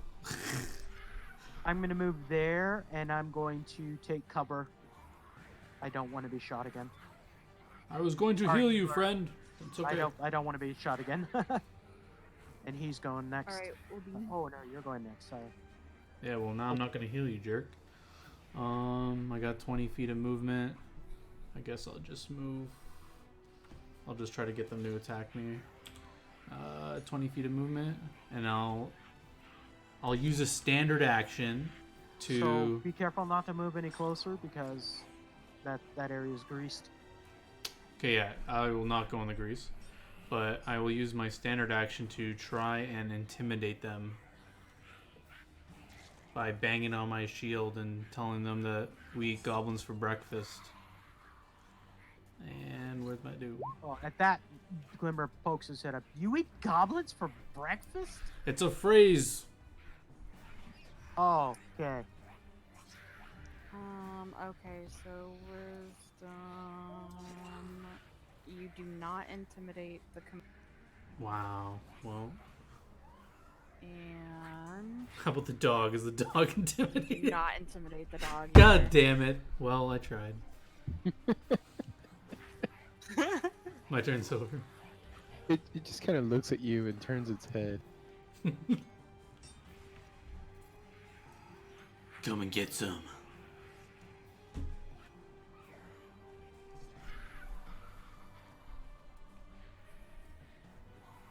Alright, does a 13 hit you? No. So he swings at you with his horse chopper, but he is still just feeling like off-centered from the grease and misses. Wait, did he get up on his turn? He couldn't move if he got up.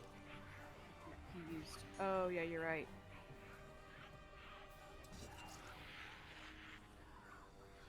He can still Stands range up and attack looks me or at something. you.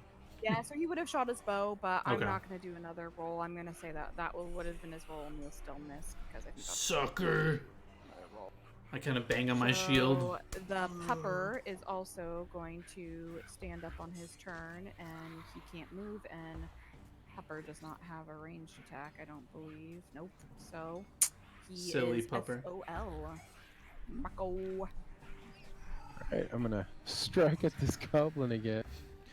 Finish that goblin and help over here, Marco! Woo!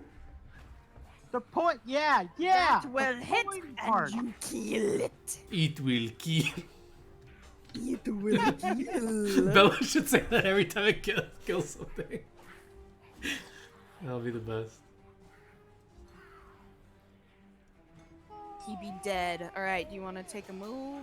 I'll be shouting for Marco. Marco, over here! But watch out for the grease. I don't know where the grease is. Is it just... One square in Stop front. right there. Okay. Alright, Sephiroth. I'm going to aim for that goblin commando.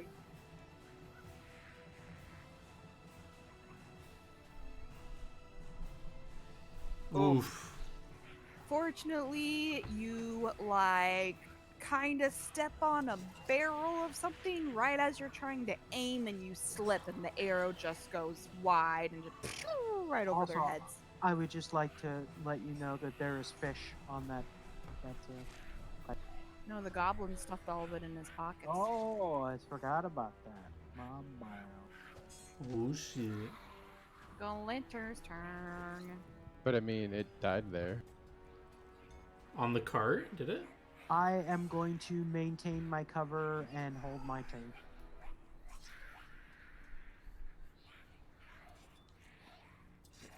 What do you hold in your turn for? My turn's over. Okay.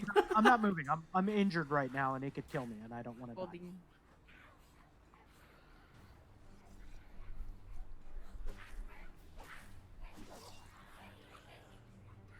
Oh no, I guess I'll move up. How's that?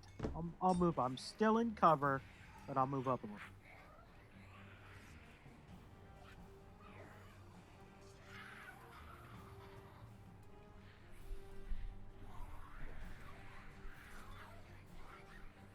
Holding your turn. I tap Marco on the shoulder and give him guidance. And end my turn.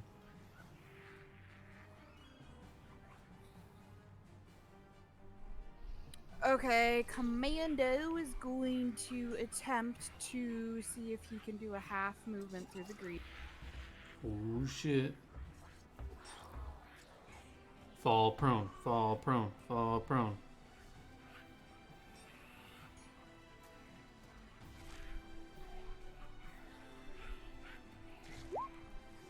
Ooh. Ooh, just makes it.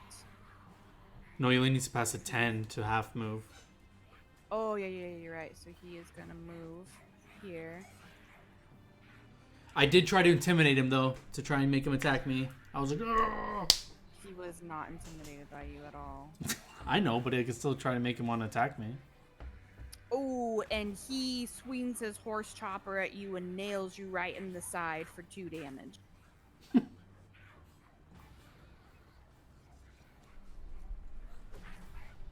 So on your character sheet, there is the current hit points and full hit points or something, whatever. So in current, you can drop yourself down 2 hit points to account for the damage.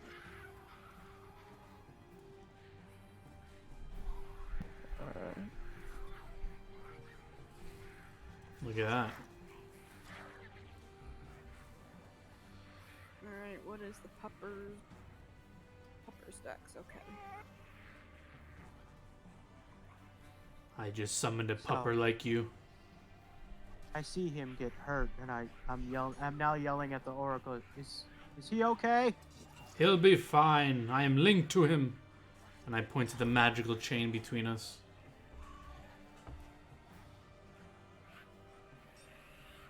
Okay, so Pupper can't move.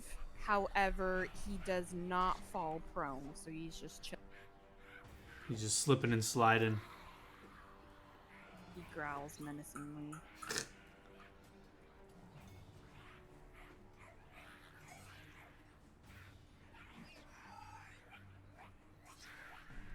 And I angrily swing my sword at the goblin commander. You're raged again, right? I'm still raged, yeah. Nice. Ooh. Yeah. Ooh, You're a you little just angry. slice the commander Holy right in shit. two, and he falls to the ground, just guts flying everywhere. 35 damage with 2 nat ones. Right? Saffron. Oh, It's just yeah. a pupper So- left. Take him down. So, seeing the pupper is left, then it is just within my ranged, and so I shoot at the pupper. Oh no! Right? I'm telling you, the fish is bothering you. All right. So the arrow is left in her hand, and the bow Actually- goes flying at the dog. All right, Gingy, I need you to roll a dex check for me. So Uh-oh. just click your dexterity.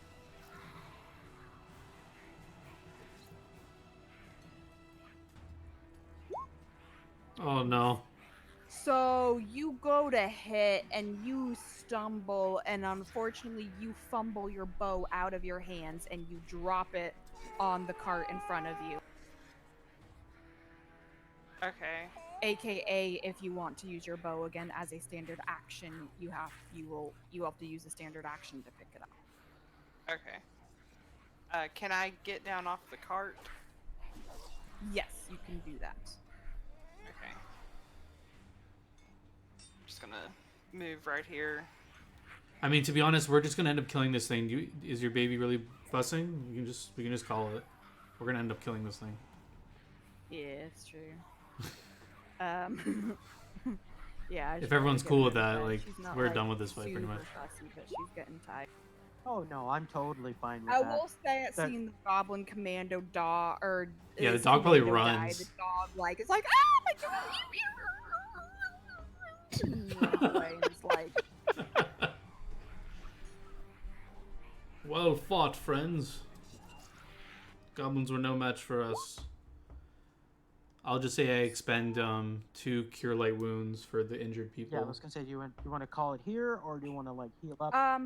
So real fast before we end and before you leave, so Aldern Foxglove comes running up to you and it's like, oh, thank you for saving my life. Thank you so much. Thank you. Oh, you saved me. I would have been dead. And he turns to you specifically, Sephra, and he like takes your like cat paw in his hand and he's like, beautiful lady, I'm in your debt. I am in your debt. Thank you so much for saving me, my beautiful cat lady.